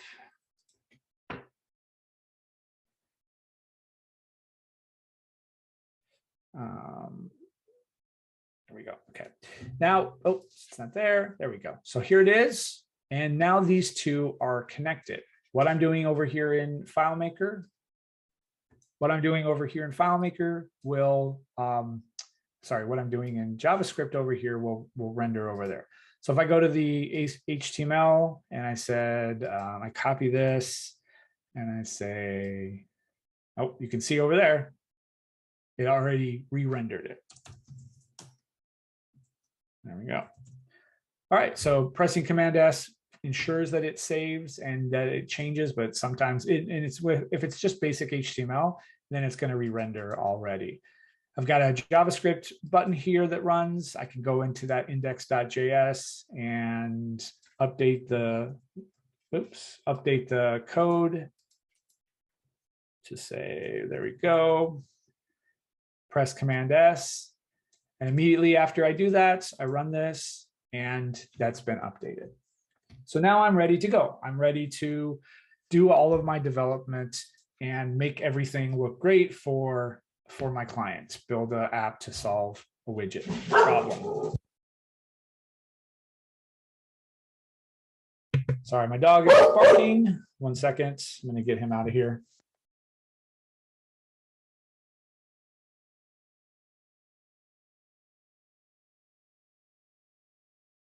All right. So I can do anything I need to do now. I can build a calendar. I can do anything, and I'm ready to go. What I haven't done yet is saved all of this work. This VS Code is telling me that so far you've made 3 changes, and it's actually pointing out the changes that you made. It shows me in this working tree, it's called, what changes I've made. So I want to save these changes. I want to keep these changes. So I'm going to commit these changes, and I'm just going to do it here. I'm not going to talk too much about this, but I'm going to say initial setup and commit them, and then I'm going to sync them back up to the server or to GitHub. And as soon as I do that, it's done. I'll refresh this. And now I can see that 12 seconds ago, I did this commit, and here are all the changes that I had. So now those changes are saved. There's a lot more to GitFlow that's beyond the scope of this at the moment, but it's pretty awesome what you can do with this. Okay, so we'll just do this real simply, and then I'm going to be done. I'm building this for my client. I'm in dev mode over here in JavaScript. I'm over here in dev mode for FileMaker. And that means that it's looking for this server over here. And we see that it has the changes from this index.html. If I turn off this dev mode and I reload it, I'm going to get the version that was prepackaged before I downloaded it. So this is just the very basic, and it's in there. And this script right here is only pulling from that field because I'm not in dev mode. So if I load it, I don't see those changes. I want these changes to be over there. I want it to say, "Hi, Mom." I want the extra exclamation points on the end of this dialogue. So pretty simple. And just pretend this is a whole calendar app or charting or dashboard or date picker that you took some time to develop. And you're done with the code over here in VS Code. Now you're ready to deploy it. Down here in our terminal, I'll bring it up here. I'm going to stop the terminal by pressing Control-C to stop the terminal from running. And I'll just clear it out so we get this at the top. Now I'm going to run a little script called npm run build :upload. What this will do is, this is a script that has been written here. Actually, well, it's in my package JSON. This is a script name that's going to run all of this for me. And then I'll just show you what it's going to do, because I don't fully understand what it does. Doesn't matter because it just works. When I press npm run build upload, it will take all of the code that I've written here. It will inline it, make it smaller, scrunch it together, remove all the spaces. It might take away some variable names. Like if I have a long variable name in here, like BTN, that's not very long, but this process of inlining actually may change the variable name, and that's okay because it does it on its own. And after it does all this, it will push it over into FileMaker. So just again, remember, we're out of dev mode. We don't see the changes. I'm going to run build upload. Takes its time, and then it runs a script over in FileMaker, and it pushes that code into the app, into the HTML. So now when I run this, I will see those changes made just like I wanted to. So it's deployed and I'm done. Oh, but the client says, you know what, we don't need all of those exclamation points. Okay, well, let's just get rid of that. And let's make, let's make the H1, see if I can get this right. I never get CSS right. Color red. See if that works. Go back to npm start. Go back to dev mode. Are they H1s? Maybe they're H2s. No, they're H1s. What did I do wrong? I never get my style right. Let's do background. See if that works. Oh, so I'm not in dev mode. That's why. There we go. Okay, there we go. So this is what the client wants. They want the "Hi, Mom" gone. Okay, exit that out. All right, perfect. This is what the client wants. So now I can stop the server again. npm run build :upload. Runs it. Reloads it up there. Turn off dev mode. And now it's going to, in fact, we'll just clear out the web viewer for a sec. Load it up, and it's pulling from that inline code, the reconfigured code.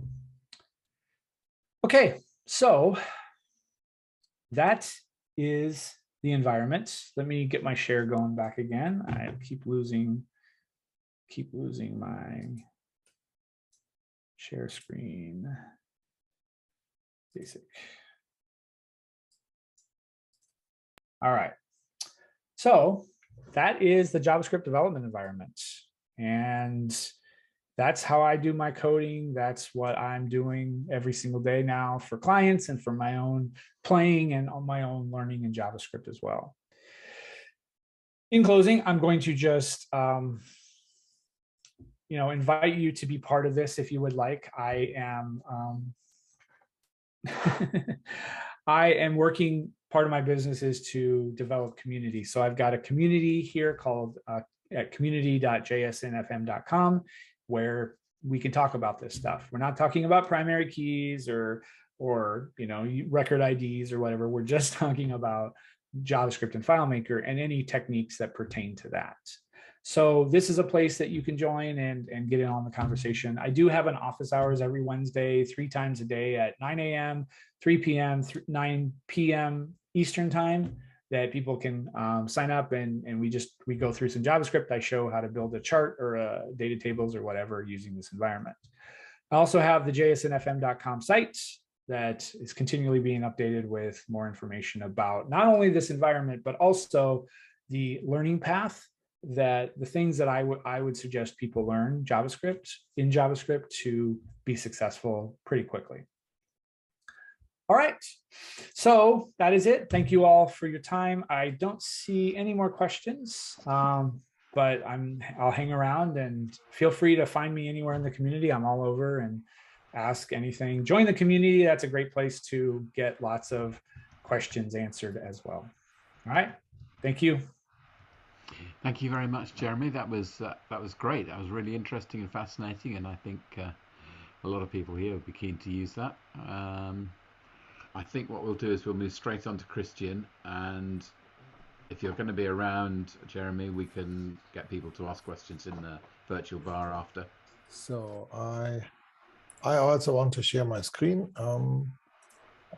Just today, I uploaded a new plugin version. You may have seen it. Here we are at version 12. There's a pre-release 7, and it got a new feature here with a calculation dialog and to add and remove table occurrences. And that's what I want to show you as the first thing today. So let's make a new database. Let's go into Manage Database. And there's a calculation. So now if you want to copy this calculation and go into the data viewer, for example, you need to add all the table occurrence prefixes here. And for that, we got a new button here. And now we have here contacts before all the field names. So at least one guy loves it. So there's also a minus button to remove. If you click something too often, it will it will detect that there's already something in front, so it will not change that. You can also use our plugin to check the syntax, and as you see, we got here new toolbar with symbols, and you can execute the calculation to see the result. You can also switch tables, and if you get another field here, you can now also use the buttons to, for example, remove the prefix or add it again. So I hope this is useful. Do you have any questions on that? No, really good, mate. Really good. That's cool. That saves so much time. Yeah, I didn't know that was a big issue, but someone told me. So yeah, my jaw dropped when I saw that, and it's great. Yeah. Okay. Hey, Christian, does that pick up the context from the thing up top that says contacts, or the layout that you're on? This table here. Whatever is selected in this table. Okay. So you may need to select the same thing here. The other thing is you can, of course, just, let's say you just copy the calculation and you go to the data viewer, then you can do it there. So plus here, paste it. So I have context selected, so I can click plus and I get it. And now it should be able to evaluate with the current table. So I can remove, add, remove. That's a little bit funny. Okay, the next thing I wanted to show you is the thing coming for version 12, which is auto-completion of variable names. So let's say you have a script. Your script may have, let's say, a local variable here, param as parameter. That doesn't actually matter much. Oops. Parameter. So let's say you have some global one, username, 1, 2, 3. And now you add another variable and you want to actually reference the username. So you can type $symbol. The plugin will suggest which one to pick, and you can just say this one plus this one plus, you see, it remembers all the variable names. So we have several scripts. Let's make another script. Type in a variable and go here, and you see we remember the globals we saw before. So you may use a global somewhere, and then the plugin sees it otherwhere. So let's see here. So another one. Oh, you can name it pi. So test A, test 1, test 2. Sometimes you may have variables coming from somewhere else, so you can tell the plugin about them. So let's say we got a parameter somewhere like ABC. We may have some variable declared in a let's construction, for example. So we can, and constant is also a keyword here. So you can give meaning to whatever variable names you use, and tell in your script, maybe on the beginning, which things you use, which are defined externally, or maybe in a let statement or some insert statement, which the plugin doesn't pass. Now, if you go to use the variables, you see it's reading them all. And let's just move this up. And if I now go into the calculation, you see that $temp is not found because it's defined after the current line. I hope this is not too quick, but so we scan the script upwards from the current line. If you like to know which variables we got, you can always use the context menu and use copy variables to get the list of variables as text. And let's say you want to use a let statement. We have some help there. By the way, you know this box here, and I always have to click the second button. I don't like that. So I press the Option key, and the plugin does it automatically. Same for set field. Like if I have a set field one, and if I click here with Option key pressed, the plugin jumps right into the calculation for me. You know, I don't like to click too much. So we have the $ABC here. So let's make a let statement. So let's say our let statement gets a little bit more complex. Let's say we have here $GHI as 1, 2, 3. So if I type the $, we also pick up the variable defined before that in the same let statement. Because when you type the $, we also scan this text for variable names. The next thing you may want to do is using local variables, and some people like to use the send symbol. And if you type the send symbol, we also autocomplete that. So let's make a new one. 1, 2, 3. So now I have 2 of them here.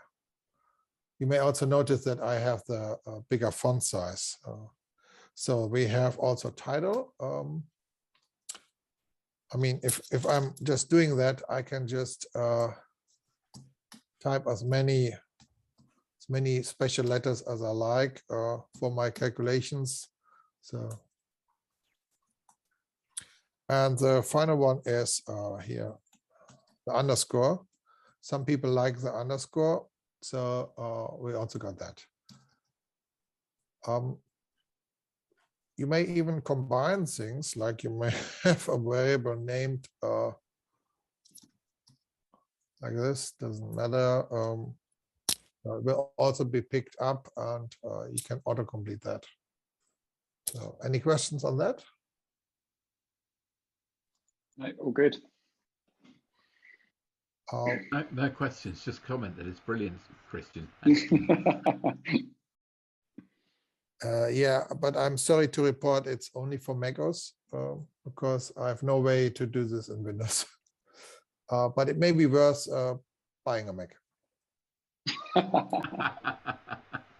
Agree. So, any questions on that? So, Okay, so any other questions for the My Plugins? Hey, Christian, I got a question on the thing you demonstrated just before that. Oh, what you have up on the screen. So you're declaring variables on lines 3, 4, and 5 with, I guess, 3 different constructs. And that pumps them into the autocomplete. It also, I assume, makes the red text go away, the warnings go away? $ABC.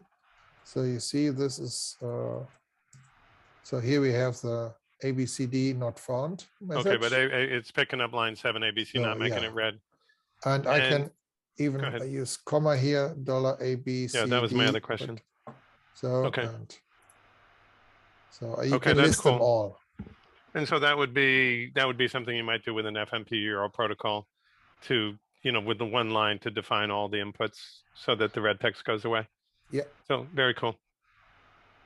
So you can, of course, enable, disable all the features and in our preference dialog. So there is a new one here somewhere. Autocomplete variable names.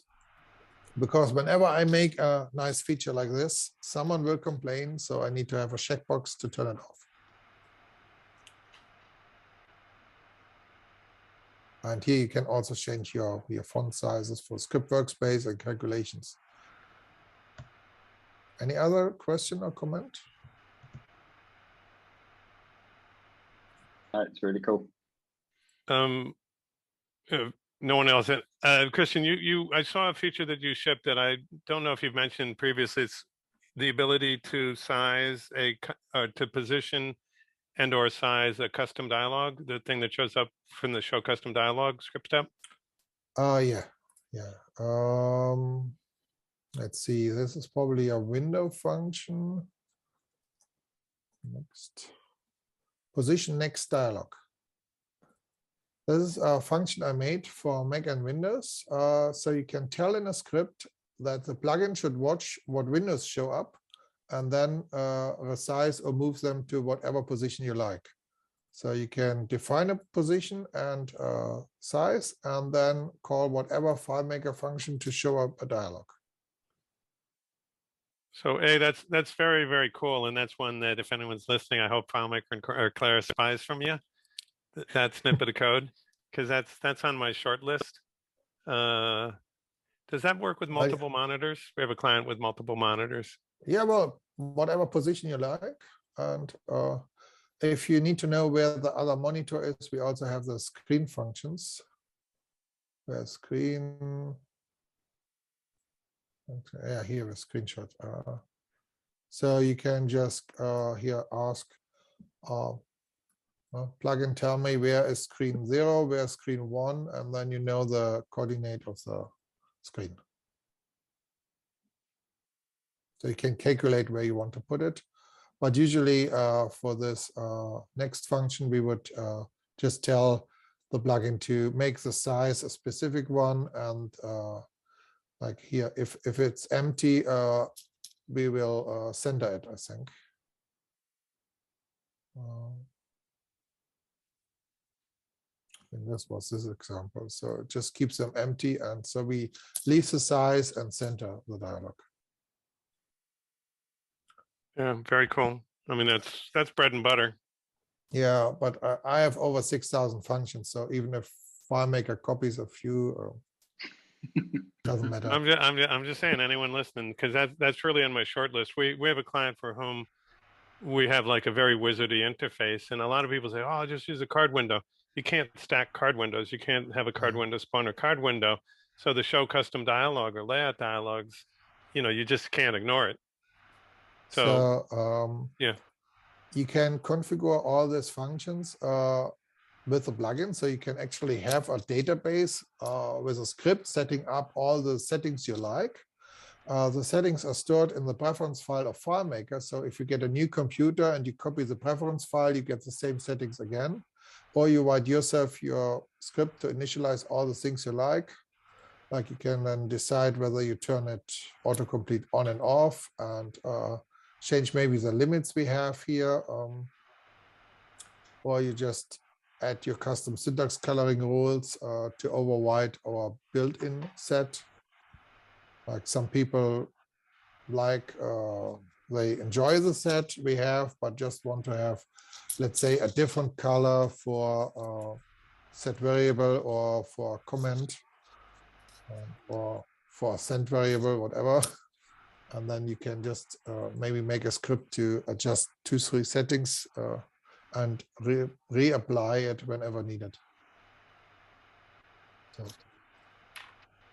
the next plugin release will come in about a week. So we are now just looking for more bug fixes to get this all polished up for you. But you can try the beta version today if you like. That's great, Christian. Fantastic. Has anyone else got more questions for Christian on his plugin? Amazing plugin. Otherwise, I'm just shocked of how good it is. That's all. Yeah. Someone asked, are you not using your own preference file for the plugin? I have that question too. Yeah, well, history. Okay. We started with using FileMaker's file because, well, in the Coco system, if you just store a preference and you don't tell which application name, it will go into the current application. So it's FileMaker. If I ever change that to my own preference file by passing in a different application ID there, you all would use your settings, or I may have to write a copy function to transfer your settings. Yeah. I sometimes get an error when I close the script debugger and I open it again. The window pane goes somewhere else, not where I used to put it. And if I restart FileMaker, then it's okay. Then it goes into its corner again. So I guess that's the problem with the preferences as well, because window positions are stored in there. Yeah, some window positions, yeah.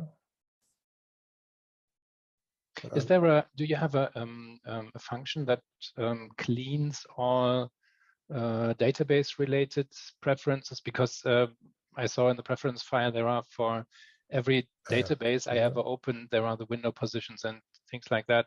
I don't need those. I would like to just.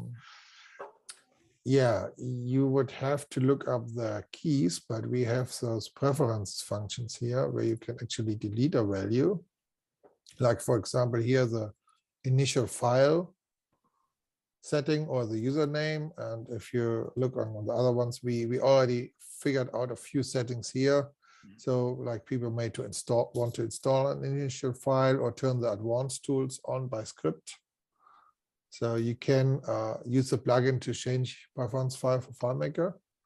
And I would assume that you can also delete those saved window positions. Yeah, I think they're all in combination with a UUID, the database UUID.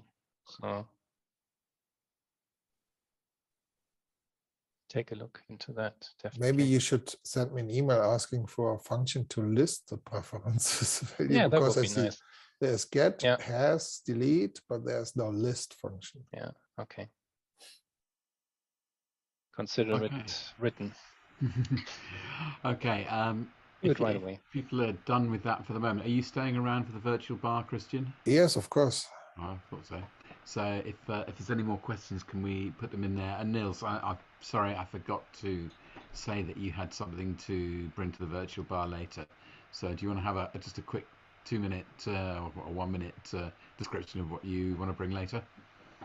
Yeah, it's a wrapper for the MBS plugin and libxl to produce fancy full-featured Excel, just like that. Okay, well, we'll do that in the virtual bar, and thank you, Christian, for your new features, which are building on your already amazing product.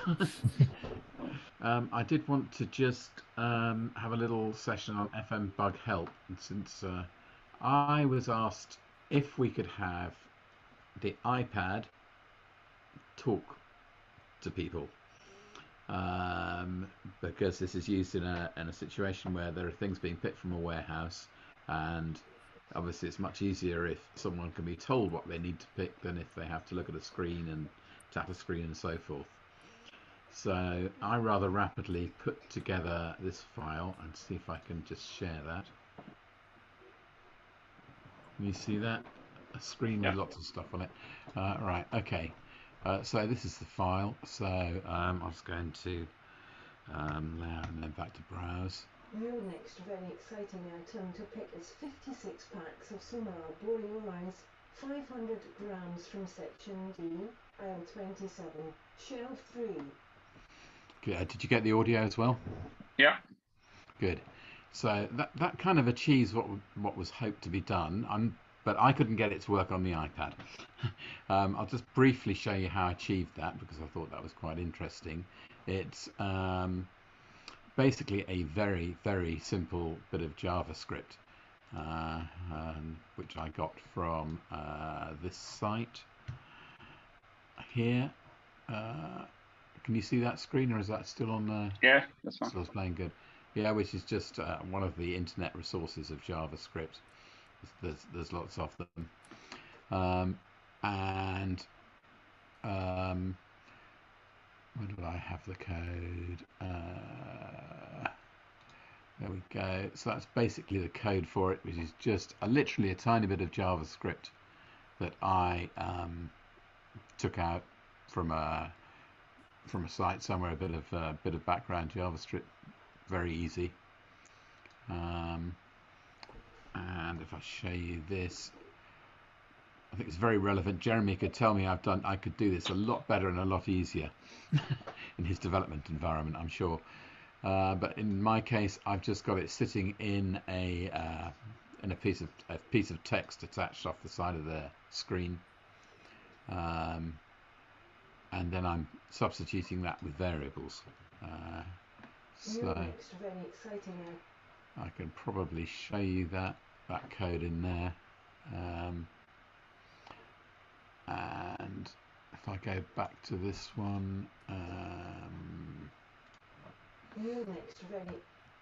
rather than run that, the web viewer just uses some substitutions to substitute variables in the code with what the JavaScript is expecting. So I'm sure there's a better way to do this, and Dom, I think, is here, and this was the response he gave me.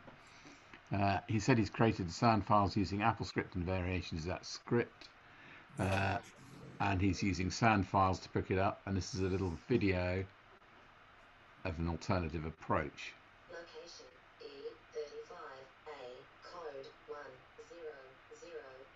size 6 by 500 grams, organic, arboreal rice.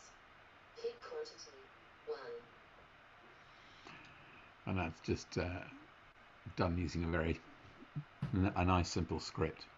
So my question is, and I think Dom, if you want to unmute yourself, you can explain that a little bit more if you want. Hi everyone. Hi Dom. Hi.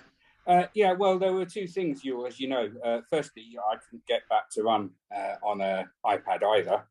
And then secondly, there were some issues with how we actually triggered the sound to run, or the script to run. I wasn't sure whether JavaScript and using a web browser text-to-speech function required the user to press a button. The answer to that was simply no. It could just be run on on record load. Yeah, but so I went down a different route, as you say, of just trying to use an AppleScript to record some sound files that were relevant to what we needed, because as I was saying to you, we're not offering the user the ability to type free text.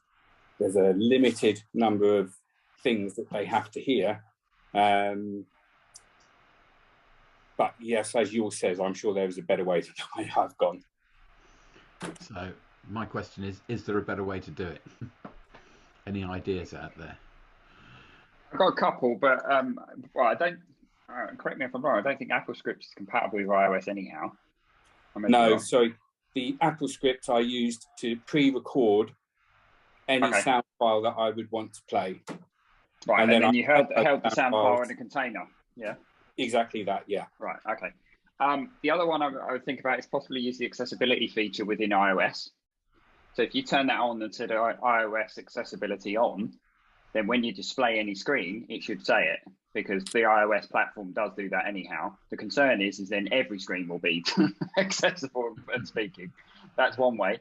I'm not sure of another way of getting it to do, unless anyone can think of anything. You can't running the JavaScript clearly doesn't work on iOS then. We got no sound from running it on either the iPad I was using or the iPad you was using. The issue is that we want to use this in conjunction with scanning. So we want the user to scan a product and then to get some immediate feedback on what they've scanned without having to interact any further with the iPad. Yeah, it's like the typical warehousing voice control systems. So, so I know exactly what you're after. Yeah.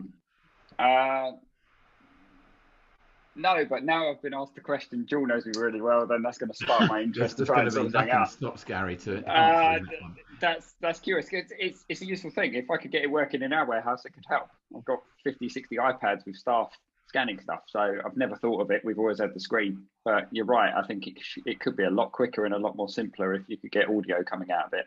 The only concern is if you're working in a tight environment, people would need to wear headphones or something like that. If you've got a lot of people scanning in the same area, you're going to have a lot of background noise. But well, that's partly what triggered this, is that we found out that the Bluetooth headsets that the collators already use, which don't go over the ears but conduct through the bone, can be used in conjunction with a scanner. So you can have two Bluetooth connections at once, meaning that you can scan and you can pass sound to the user's headset. Cool.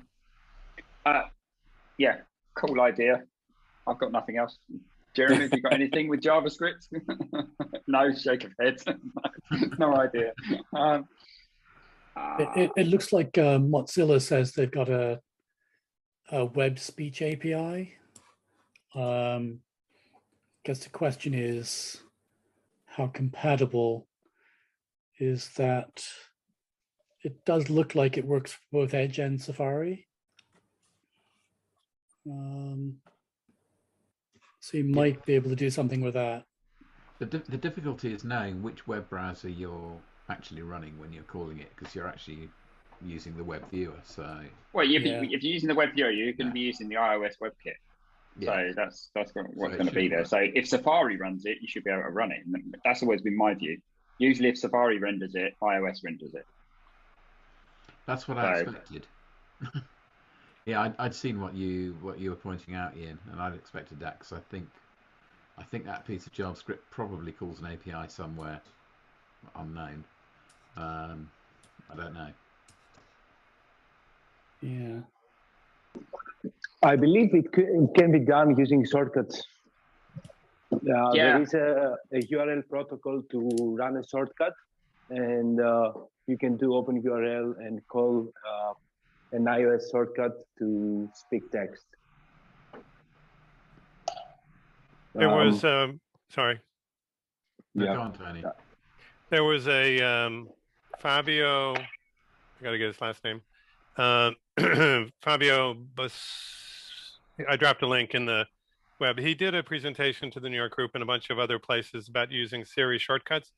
So it's a little bit of a long shot, but what I saw him do is talk into an iPhone and say, get status order 1120, and it ran some sort of query, and Siri said, responded verbally. So I'm wondering if you had an order with a pick list, you could be scanning and say, Siri, what are the remaining items I'm supposed to pick?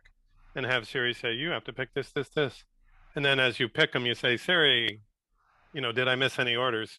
And have Siri, a bit of a long shot, just brainstorming, playing along from home. I dropped a link to the article. Maybe there's something there. Yeah. Well, yeah, and I also found an article on our community which states how you can call a Siri shortcut using the URL protocol. So what you're saying is actually interacting with Siri alone, but what I'm saying is calling an iOS shortcut using the URL protocol. So according to that article I just sent in the chat, you can call a specific shortcut, and with that input, you can say speak text, which I have been trying since we started this conversation, but I'm not really comfortable with Siri shortcuts, but I'll get it done.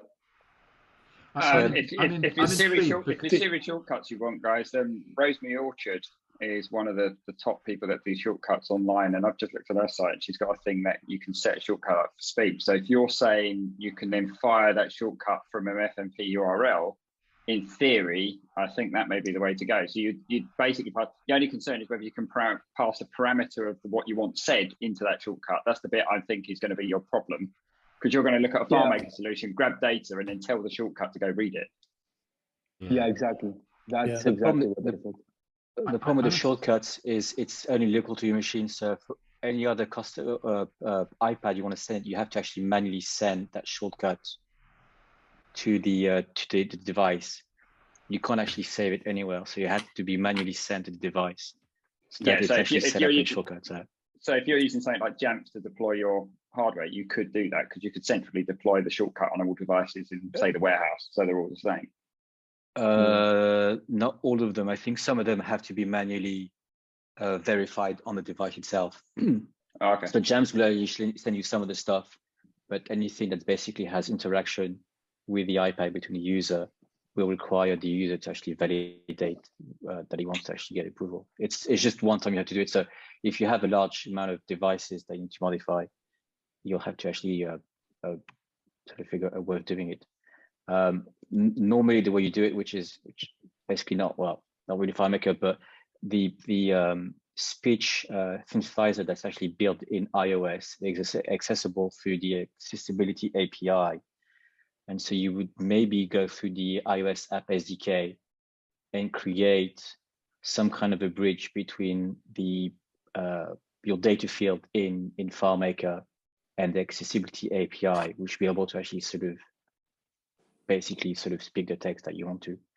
The advantage of using the API from iOS is you have a lot more control over like sound quality, speed, pronunciation, stuff like that you don't really have in a lot of web-based speech synthesizers.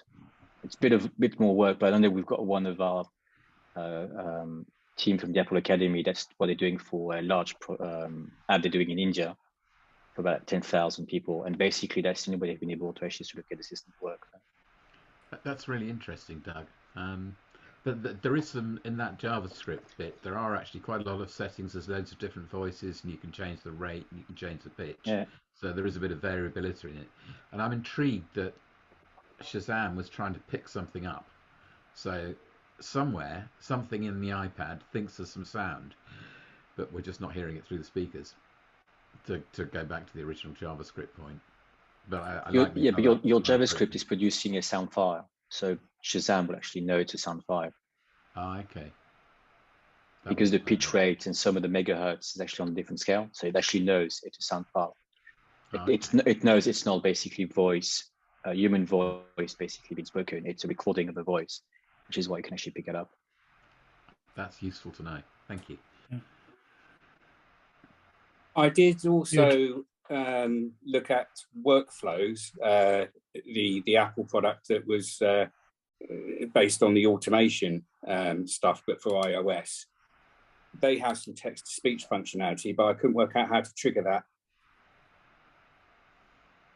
You mean like the new Monterey shortcuts? No, it's an app on the App Store, workflow. That one, sorry, yeah. But again, the triggers all seem to require the user to actually interact with the iPad in order to trigger the text-to-speech conversion. So I wasn't sure, again, how I would get the user to trigger that speech without actually being near the iPad. Yeah, one other possibility would be that doing it with something like Amazon Polly would be pretty straightforward. But you probably would have latency issues.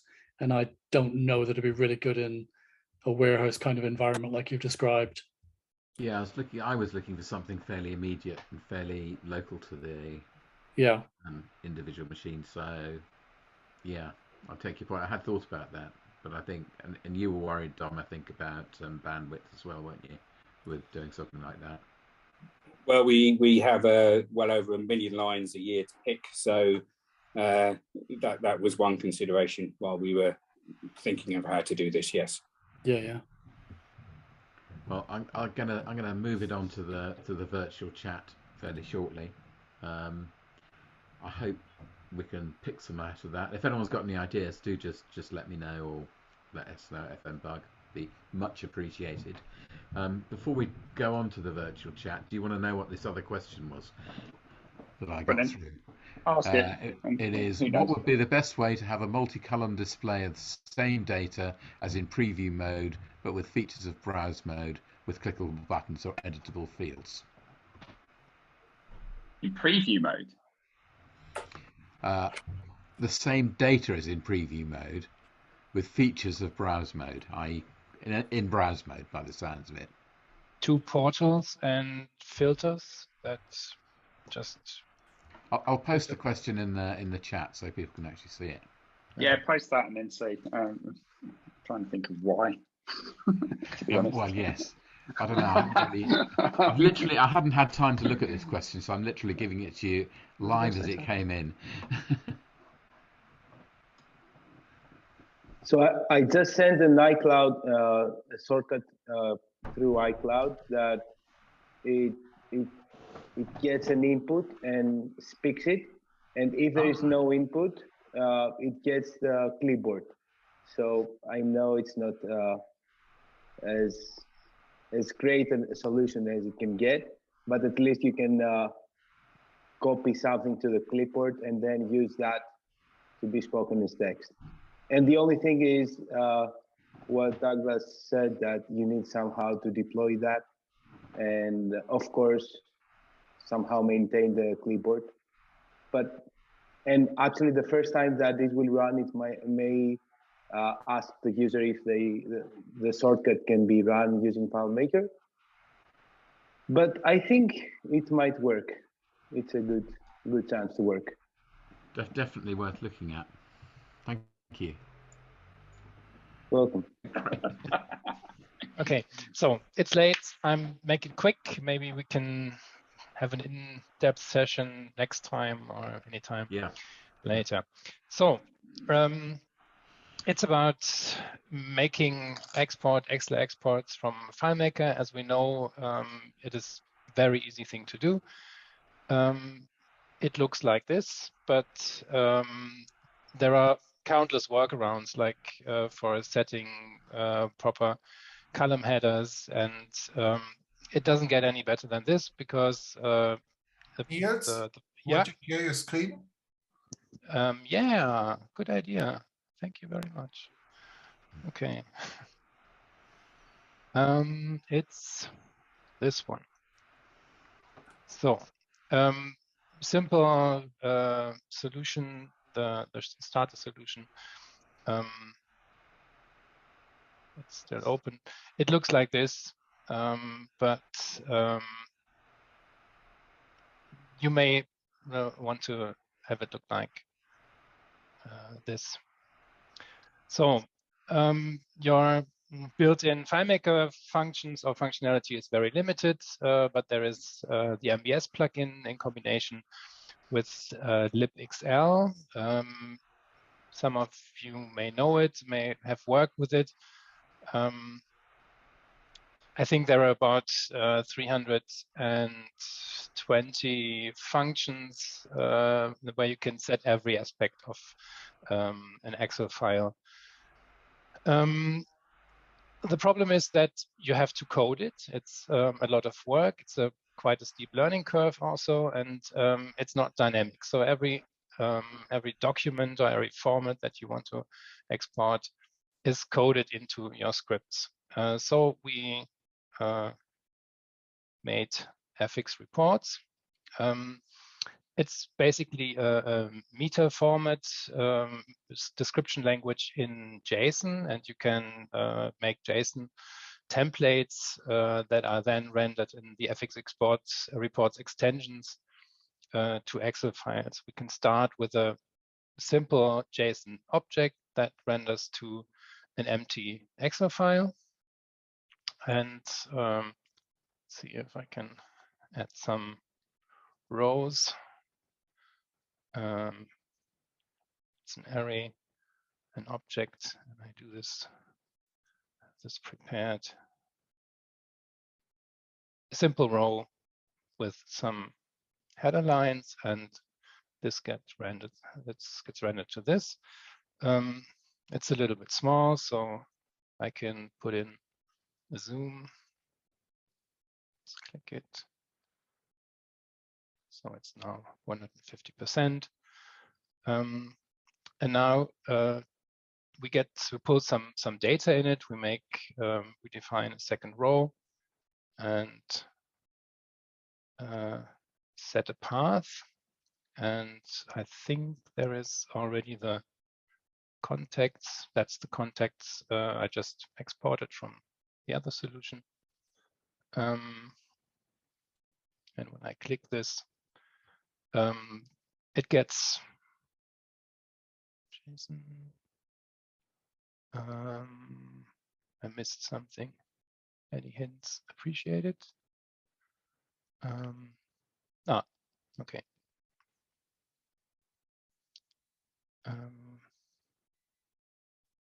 So it merges basically the data file or the export file that's on the desktop and applies some. It exchanges the first row. So what else can I do? The column width. You can set the column width so it's automatically adjusted. And so on. So I can set splits. I can even define multiple worksheets, so I can make really big exports. I can format everything like background color and fonts. I can make dynamic fields or interactive fields. If it's below 10, it goes red. If it's over 10, it goes black, things like that. And I can even filter. So when we remember, this file was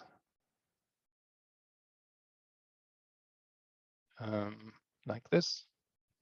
And now I say I only need first name, last name, title, and birthday.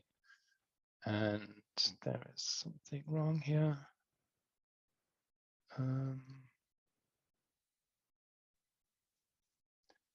So it doesn't say, it says first name, not first name. Oh, first name. That's not correct. Thank you. So it just pulls out some columns by their original column header.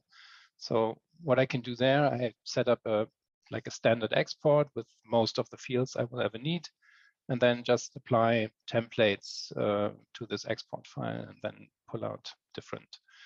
And I have some more, where is it? Some more examples, like the question that was just asked. Data blocks, the multi-column layout. I can also do this with Excel, like this. So right now we're just using the interactive mode, but you can also connect it to any existing database.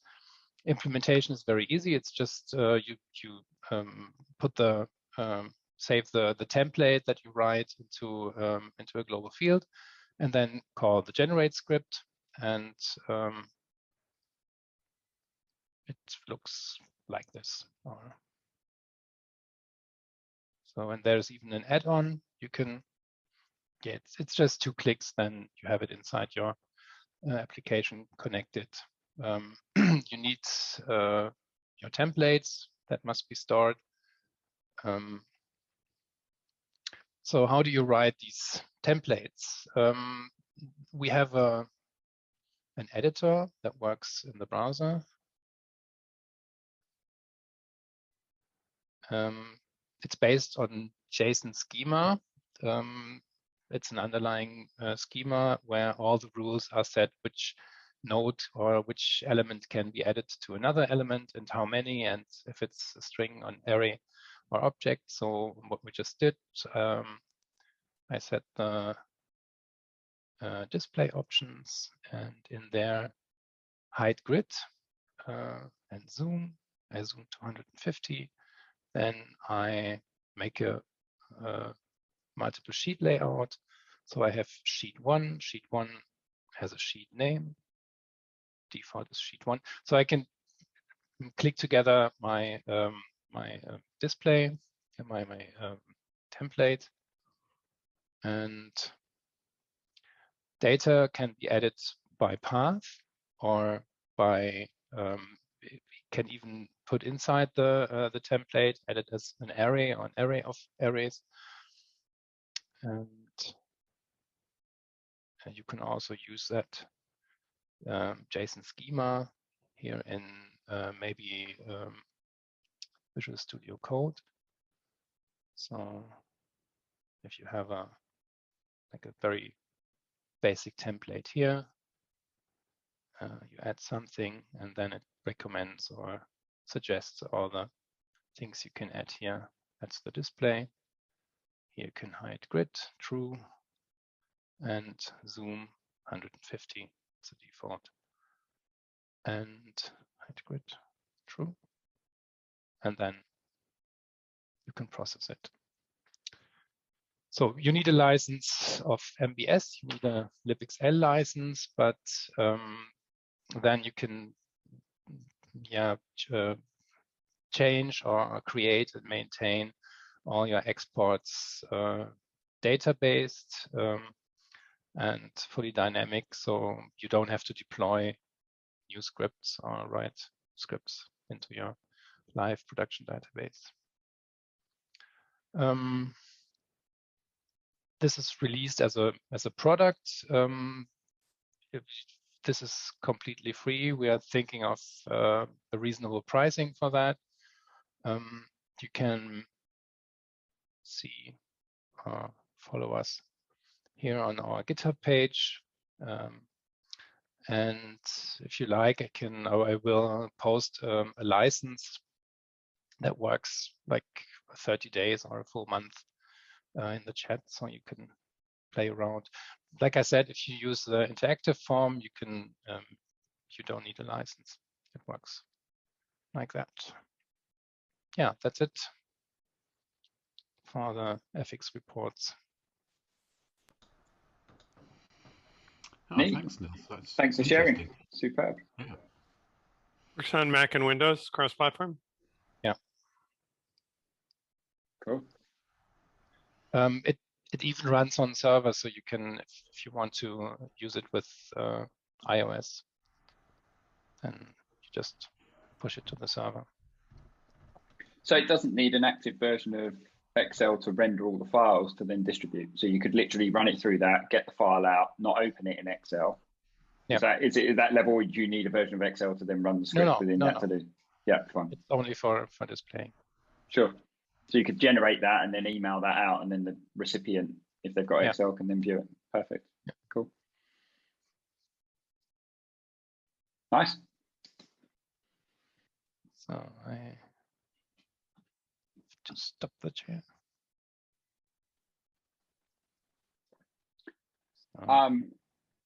Has anyone got any questions for that? I can stop the recording. We can ask the questions. So therefore, that will be in the stuff that goes on YouTube, which is great. Superb. Thank you for sharing. Has anyone got any questions? I have a technical question about. Oh, let me turn my video on. Hello. A technical question about. So one of the issues with using that kind of stuff to write out the Excel is that you can only do it a cell at a time, not a row at a time. Have you dealt with or fixed that as an issue? Because if you have a large amount of data that you're collecting, but you have to write it a cell at a time, it's very slow. Yeah, that's true. It can be very slow because, yeah, like you said, you have to loop it. But I think it's pretty good optimized for processing. Yeah. There is no, Christian, maybe you can say something about writing cells. I may suggest we have a few functions to transfer cells in bigger batches. Like there's a function to quickly take a list of values in FileMaker and put them in cells. So you can make one plugin call to fill 1,000 cells. As many as you want. Yeah. The thing is that if you have a like a complex table, you have different formats in every column, like text and a date and a number and maybe some formatting like text color. This has to be applied cell by cell and row by row. I think there is no way around it. I would think you'd try and target a range. Excel has ranges. I know that from AppleScript. So you would perhaps be able to write, column by column, because most spreadsheets are going to have the formatting is going to be identical for the entire column. And I say most because obviously you see all these spreadsheets that have, unique constructs and multiple tables within a single sheet and so forth and so on. But you tend to collect data row by row, though. There's a lot of things you can do, build your structures in variable space.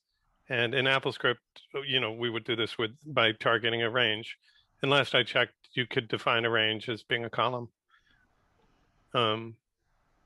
Because, cell by cell would be slow, ranges would be fast, and Excel seems to support a construct called a range.